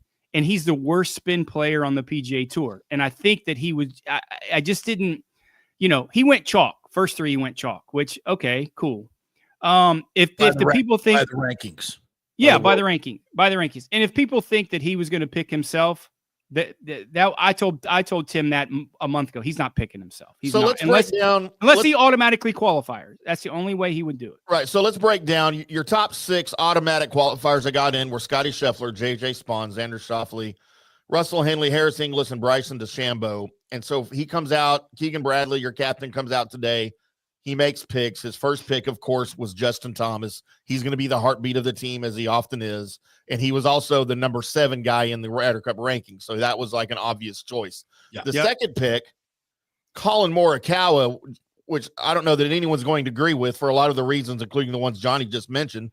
It is his 3rd Ryder Cup team. He's had a huge up and down year. He hasn't been good, but I think Keegan Bradley was going for his experience here more than anything else because of the inexperience elsewhere. And by the way, Colin Morikawa is your number 8 your number 8 ranked in the Ryder Cup points. So it's not like he's a huge outlier or anything.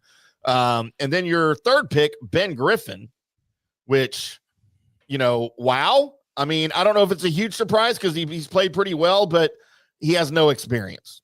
So you're going to have to make up with that for that somewhere else. And I think that was the Morikawa pick. The 4th captain's pick, Cameron Young, who happens to be number 14 in the Ryder Cup standings. but a big hitter. But it makes a ton of sense. He knows Bethpage Black. He's from New York. Bethpage, yeah. And he's good at golf. So that's, no huge thing there. Golf. Number 5, Patrick Cantlay. I don't even know what to say about Patrick Cantlay, and especially his record. His record is great. His record is great. You compare him with Xander Schauffele. Listen, let's be honest with that. He's the only one that showed any guts in Rome. Anyway, he's the only one that fought back, in my opinion. So he was a lock. He was going to be a lock for sure. The 6th pick, Sam Burns. It's another guy that his name's been thrown around as having played really, really well of late. I think his locker room presence is going to be big for the team. So all in all, about Keegan Bradley not picking himself, he did say earlier today that he considered himself, like late in the process, he was going to play. But he said over the last couple of weeks, other guys stepped up and played better than him, and so he left himself out. But there was a point where he was going to pick himself.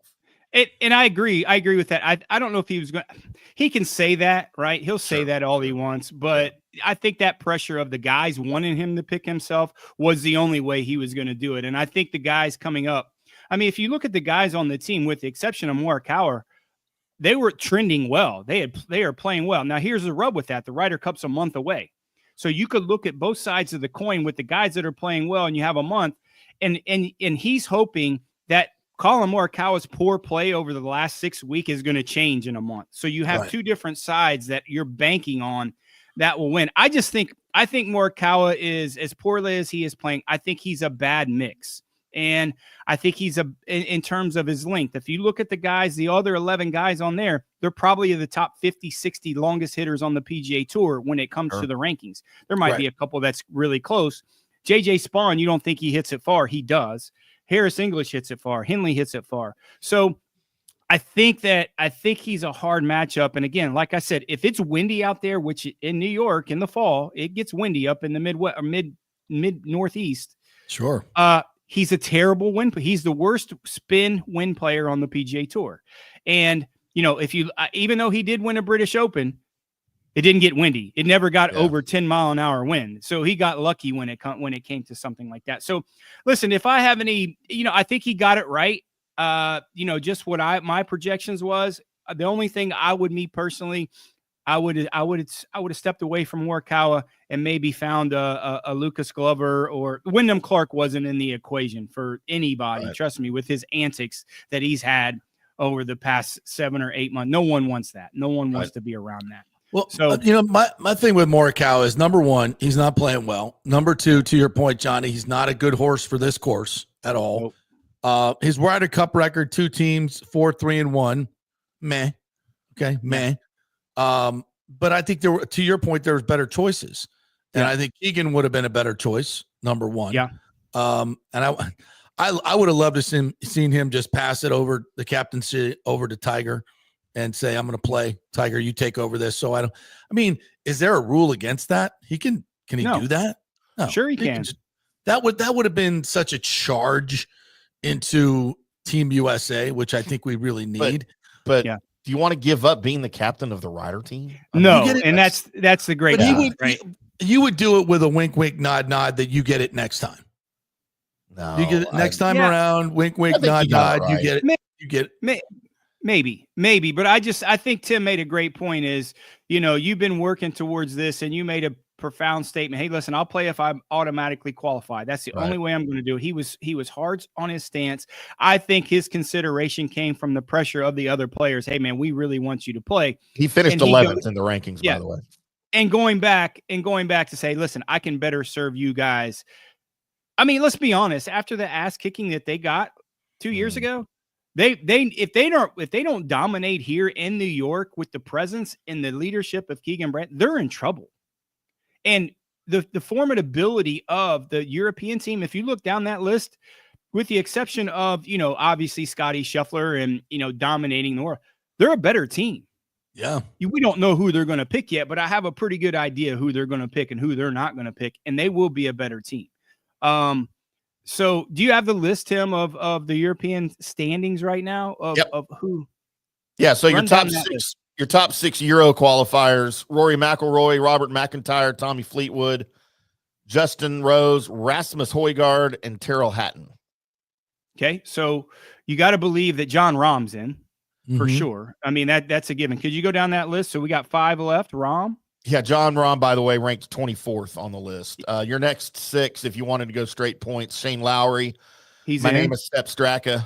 In, Ludwig Oberg. in, Victor Hovland. in, Matty Fitzpatrick. in, and that's it. I mean, look at that roster. And then Matt Wallace, would be I mean, 12, look at that team. Rory, McIntyre, Fleetwood, Rose, Højgaard, Hatton, Lowry, Straka, Oberg, Hovland, Fitzpatrick, and Rahm. And Rahm. Holy shizbang. I mean, listen, that's pretty good. I think that's the best team that they've had in a long time. I would agree. And I would and agree. this is probably the most excited I've been for the Ryder. I was excited just for the press conference, just to see a little bit of, a little bit of drama, which was great. But the hard part is going to be from 30 days of trying to contain your enthusiasm. But for the gambling part, this is one of our favorite events. I mean, you get we getting rid of the match play, right? Really, that was kind of our bread and butter for a long time in terms of our matchups. But now we got the Ryder Cup, and there's a lot that goes into the Ryder Cup. You got to realize when it was last played over in Rome a couple years ago, how do you pair these guys? And I think Keegan's experience about pairing guys, I think, is going to bode well, especially when we really falter in the alternate shot format. And that's a big thing. Who do you pair guys with the same golf ball? Who do you pair guys with that club's the same, right? So that's the familiarity or with the players is a big key when you start pairing them up. Who's going to play with alternate? Ben Griffin and his Max Fly Tour ball? He's the only one who uses the Max Fly. Lexi Thompson, they're going to bring her off the bench. She's a staffer too, right? Nothing wrong with Lexi Thompson. Yeah, I mean, and it also a little bit in these next 30 days, it kind of going inside the ropes a little bit. They'll be playing together a lot, and they'll be testing, different guys' games, and obviously, especially with the season kind of, there's a few events for the fall for the guys that didn't finish in the top 100. But they'll go out and play, and they'll play with different pairings and see who's can be Will comparable. They go to Bethpage and play? Oh, absolutely, they'll go to Bethpage. Absolutely, they will. And what they'll also do is they'll start working on the course setup. The players will, along with Keegan Bradley. Hey, this is what we want. This is what we think we can do. How do we want the golf course explain to play? that how the home team gets to do that. Yeah, so they have specific parameters. Like they have to let the opposing team know what they're doing. They just can't go in and then Europe comes in and be super surprised. There's some boundaries there, but they certainly have the control of the golf course. And that's why if you always looked at the old Ryder Cups when they played overseas, they had that golf course short and tight because that fit the games of the European guys. And the bomb and gouge for the U.S. players, it didn't fit over there. That's why we didn't have nearly that success. And if you see when they come back over here, the golf course setup is completely different. And that is the role of the captain in knowing your team and knowing your players, that they'll go in and they'll still, hey, we want the rough 5-inch thick. We want the greens 14s. We want every advantage that we can. That is the opposite of the European team and what they're used to playing. So, yeah, there's not going to be surprises, obviously, with the respect that Luke Donald and Keegan Bradley have for each other. They want to win this fair and square. They don't want to win it to put potholes in the rough and don't hit it here, right? They're not going to surprise them with bear traps out by the sand traps, Dude, I think they should allow that. That would be awesome. Yes. That would be cool. Happy Gilmore. We're going back to the Happy Gilmore that you love, but dude, always Happy Gilmore. We should set up drink stations at the beer stations at the end of every hole. So because we know the Euros like to drink more than our guys. Well, they play better that way, so that's an advantage for them. Shane Lowry will be hammered by the end. Let's just say you got to take 2 shots for an eagle, 1 shot for a par, and if you par or 2 shots for an eagle, 1 shot for a birdie. If you par or worse, you don't have to do a shot. That way, it's going to balance out, your play. You're the only one can put bar golf into the Ryder Cup, Tim. The only person. It is a worldwide competition, and the world loves to drink. That's all. Didn't say it was a bad idea. I'm just saying you're the only one that could think of it. But that would bode right into the Europeans' hands because they're used to playing golf and boozing. So, we want to take that advantage away from them. Okay, my bad. Good day, mate. Bad thinking there. I'm trying to look up, see if there's any instant odds on the Ryder Cup right now.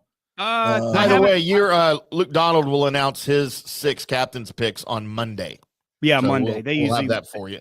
And it'll be early because it's like 2:00 Britain time, which is like 9 a.m. Eastern time. So it'll be early that day. If you know anything about Luke Donald, he's pretty calculated and he's pretty predictable. So that list that we have, I mean, who are you going to take off that list and who would you add? Right. So I think that those 6 guys that we talked about. Yeah. Here's the only guy that I think that might have an issue. I know he's been sick for this past month or so is Sepp Straka, and him not qualifying on his own maybe hurt him a little bit. So maybe his health will kind of stay attuned to his health. But does who he would have you put in? throat? Does he have septic throat? Sepsis. My name is Jeff. So, but who would you as a world-class player, who would you substitute for Sepp Straka? I don't see anybody on that list that would jump out to me. Thomas Dietrich. Bring me the head of Thomas Dietrich. That's who they've done that before, and that failed. Trust me. All right, they're Euros. Yeah. So, listen. People. I'm excited about it. This is the most excited I've been about a Ryder Cup in a long, long time, just for the venue and the teams that we have. And, I think it's going to be great. Obviously everybody wants that heavyweight match, Rory and Scotty, right? I mean, and if it's close going into the last day to the singles, I mean, you talk about JP, wink, wink, nod, nod. That's what you do. You want to get golf ratings. That's what you do is Rory. And don't think that there's not a frozen ping pong ball in those draft things or the things that they do, like the NBA. There's a gentleman's agreement. Hey man, this is what we want. And the PGA pushing and ratings and things that would go off the charts. That would go completely off the charts. As the home team, do we get to choose who in the singles matches, who matches up against whom? They will go. They usually do a coin flip in terms of who goes first. There'll be an agreement because every day is a little bit different, right? So you have your days before, and they say, okay, you go first one day, we'll go first the second day. So they'll figure out some sort of system. But I certainly, I mean, there's going to be so many really cool, intriguing matchups. I mean, I haven't dove into it yet. We'll talk a little bit about From the Rough tonight when I have a little more time. But obviously the Georgia connection with Harris English and Russell Henley. I mean, you pair of those guys great. Obviously the Xander and Cantley deal is going to be great. And then you look at Scotty and Sam Burns, 2 great friends that's played a lot of golf together. So I just think the matchups are going to be really intriguing when it comes to that for the U.S. team. Man, I can't wait. Are you going to be down here at all, Johnny, at the end of September so we can have some watch parties? I might be cooped up in my bed, just recovering a little bit. Oh, that's right. You've got your transition surgery. I forgot you're doing that this week. Yeah, I had to go buy different pants today, so that's my goal. Good to know. Good to know. All right, partner. Good luck in that endeavor, my friend. By the way, it's going to be fun tonight on From the Rough, 5:00 Central, 6:00 Eastern, right here on FanStream Sports. Yeah, we'll be watching. Absolutely. We'll have some more time to digest this and see if the odds change at all. Although I think the U.S. looks like they are slightly favored. I don't know. I don't know if that should be the case. Team. It's like that 3-point home advantage, right? I think that's about all you get there. Yeah. All right, partner. Great stuff. Appreciate it. We'll be watching right. from the Thanks, From fellas. the Rough podcast tonight. All right. Let's do another quick break. And when we come back, get to all the final comments here. Got to talk a little Rays baseball, too. As a local kid, put it on the Rays last night, big time. Hey, we are brought to you by the Gold and Diamond Source. Always. Hey, listen, where do you think Travis went to get that engagement ring? Well, it should have been the Gold and Diamond Source. If he was smart, we know where he went. Smart, he should have gone to. But he's a meathead. Yeah, he's a knucklehead. No, he would have found the best prices, the best selection. He could have designed the ring himself, or to her liking. Whatever you want to do, that's what you get at the Gold and Diamond Source. They can do anything in the jewelry field right there. By the way, bring in your gold jewelry, diamond jewelry, whatever. They will pay you the highest price right now. Gold is through the roof. So that's a great idea as well. And it's never too early to do That's right. Holiday shopping. They have a layaway plan there so you can get started early, get the best selection and the best prices at the Gold and Diamond Source. 3800 Overton Road, about 15, 20 minutes from downtown Tampa. Back in 3. JP here for Riveters, the official sports bar and grill of the JP Peterson Show. We're located just south of Ray J and Steinbrenner Field, so it's a great pre- and post-game spot, and the happy hour is amazing. Monday through Friday, 3 to 7. Check out these specials. $3 Bud Light drafts, $4 domestic bottles, $5 wells, $6 premium wells, $6 cocktails like margaritas. It's unheard of. And the Riveters food is freshly made daily. No freezers. Happy hour food specials include $3.50 tacos and barbecue sliders.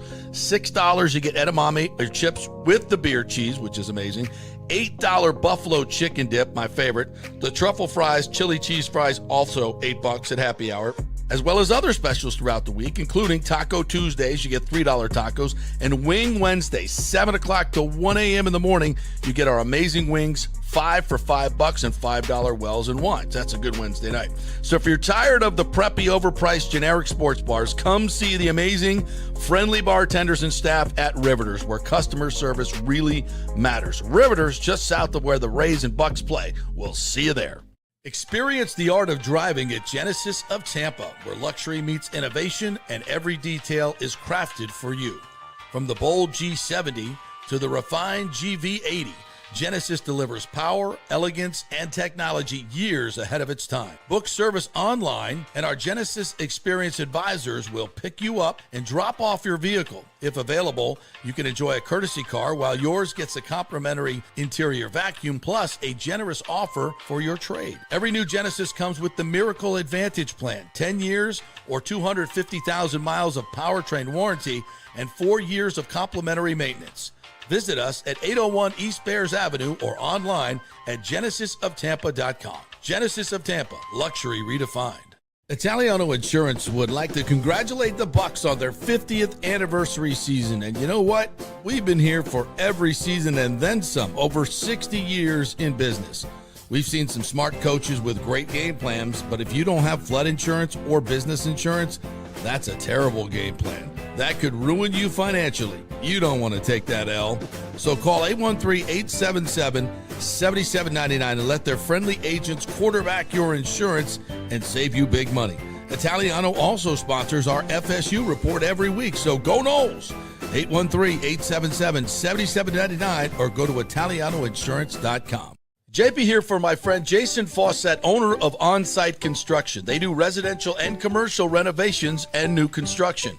As a leading home builder and general contractor, On-Site Construction prides itself on transforming homes through superior craftsmanship, dedication to client vision, and an unmatched commitment to quality and service.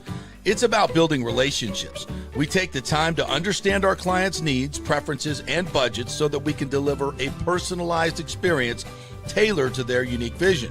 From the initial designs to the final touches, we're there every step of the way, ensuring that the end result mirrors your vision. Here are some testimonials from happy customers. G. Gibson says, no hidden costs, very honest, reliable, creative, and communicates well.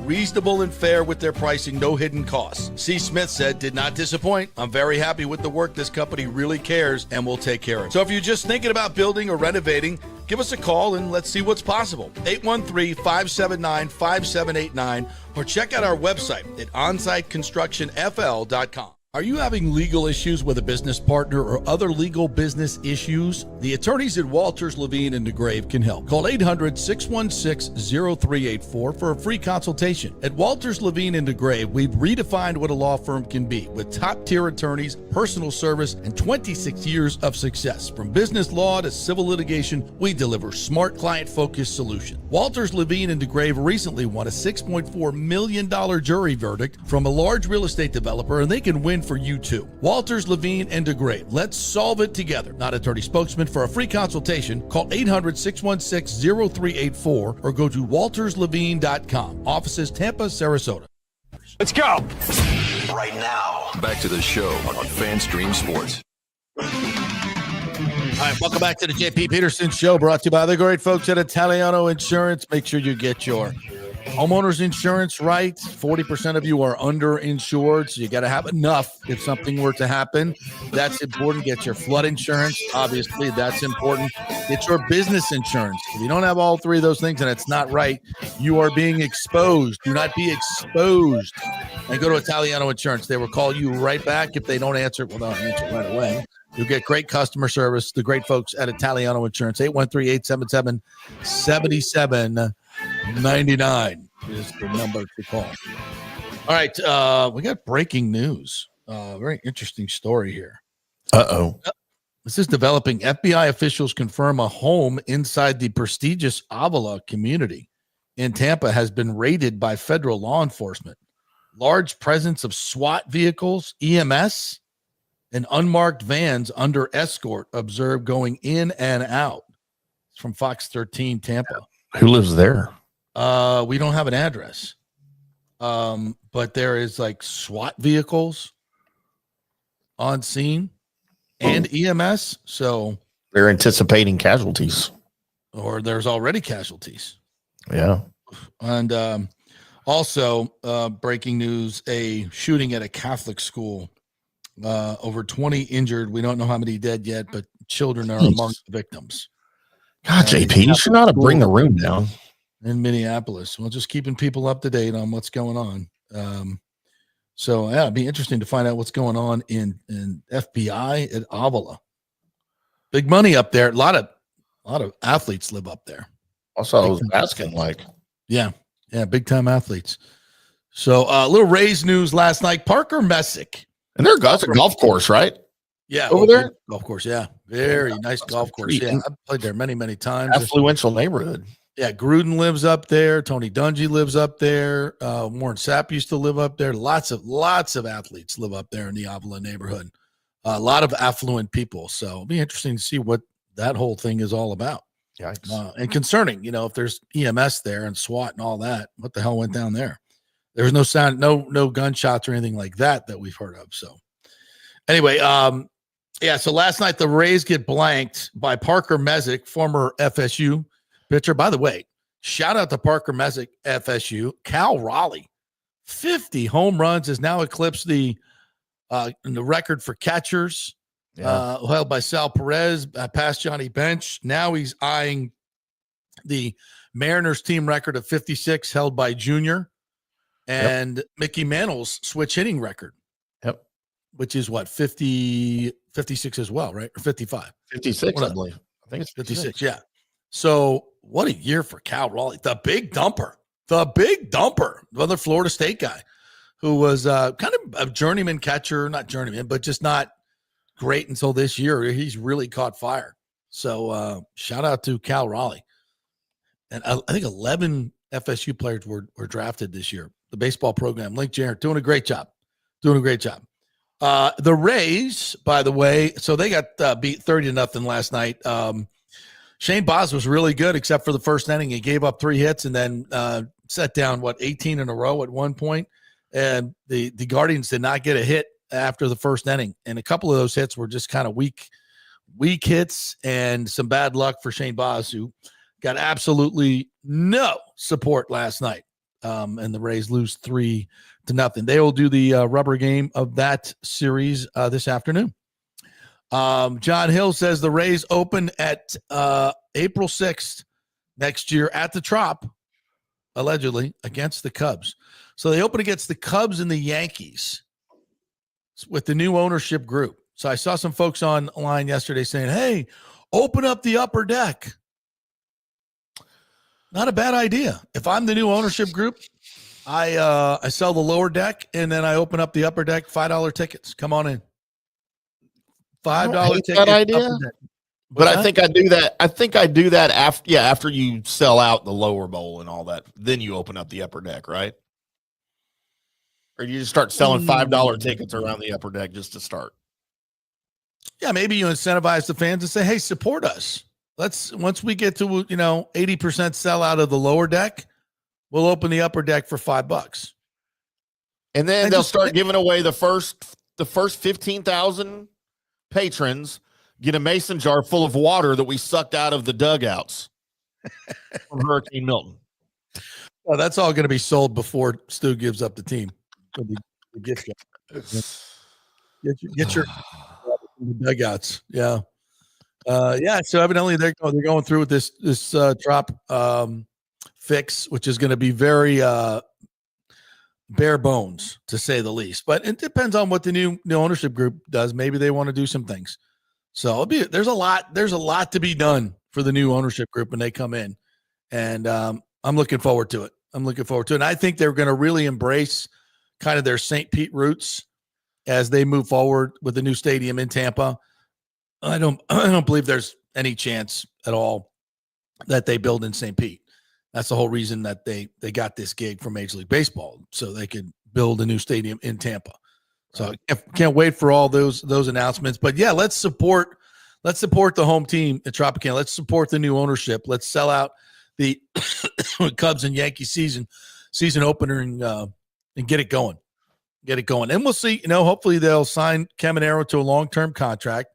We'll see if hopefully they go out and get a power hitting left fielder. Maybe upgrade the bullpen with another arm and the starting pitching. We'll see if Shane comes back. They got a chance to be a really good baseball team with Caminero and Carson Williams at short. Hassan Kim, if he comes back, he's got a player option for I think $16 million, which will not bother the new group as it would make Stu very uncomfortable. And what a kick in the crotch that would be to Stu too if they sold out the upper deck. Screw you, man. Yeah. His middle finger. Well, listen, I think you're going to find out that there's a lot of people that have been waiting for Stu to leave so they can re-embrace the Rays. Yeah. I think there's tens of thousands of Rays fans that will come back with this new group. And they should. Yeah. Baseball's fun, JP. It should be. Thomas Castor says Stu is going to take the mustard packets on the way out. Go run all the concessions. Get everything he can. I guess he can't sell the seats now because they're going to use them for another 3 years. Hey, I know this chili expired in 2024, but I'm taking it with me. If I can't sell it. Yeah. Rick says the upper deck has to hold up the umbrellas. Yeah, for the upstairs. Gosh, yeah. That place is gonna smell. It's gonna smell. It's not gonna be. We shall see. What if they'll sign a sponsorship deal with Glade? Yeah, have like huge air fresheners everywhere. Something. Get the smell out of here. What else did we not get to today? Oh, Mike Jordan, by the way, has been signed to the Bucs practice squad, so they added a little bit more offensive line depth. So they brought him back. Might be elevated for the first game. Anything else that we did not get to today? Nope. From the rough tonight at 6. Y'all tune in. More golf talk. Oh, Seattle released Marquez Valdez-Scantling, MVS, former USF player. And don't forget, tomorrow night, baby. He's done. USF, Boise State. Boise probably in the house right now. They're arriving today. We're going to a full 5:30 early start. And then we got programming note. We'll be live from Tallahassee on Friday morning from Bowden's Restaurant. And Patrick Burnham will be co-hosting with me. And hopefully we will have some special guests stopping by as well to kick off the big college football weekend. Cannot wait for this weekend of college football.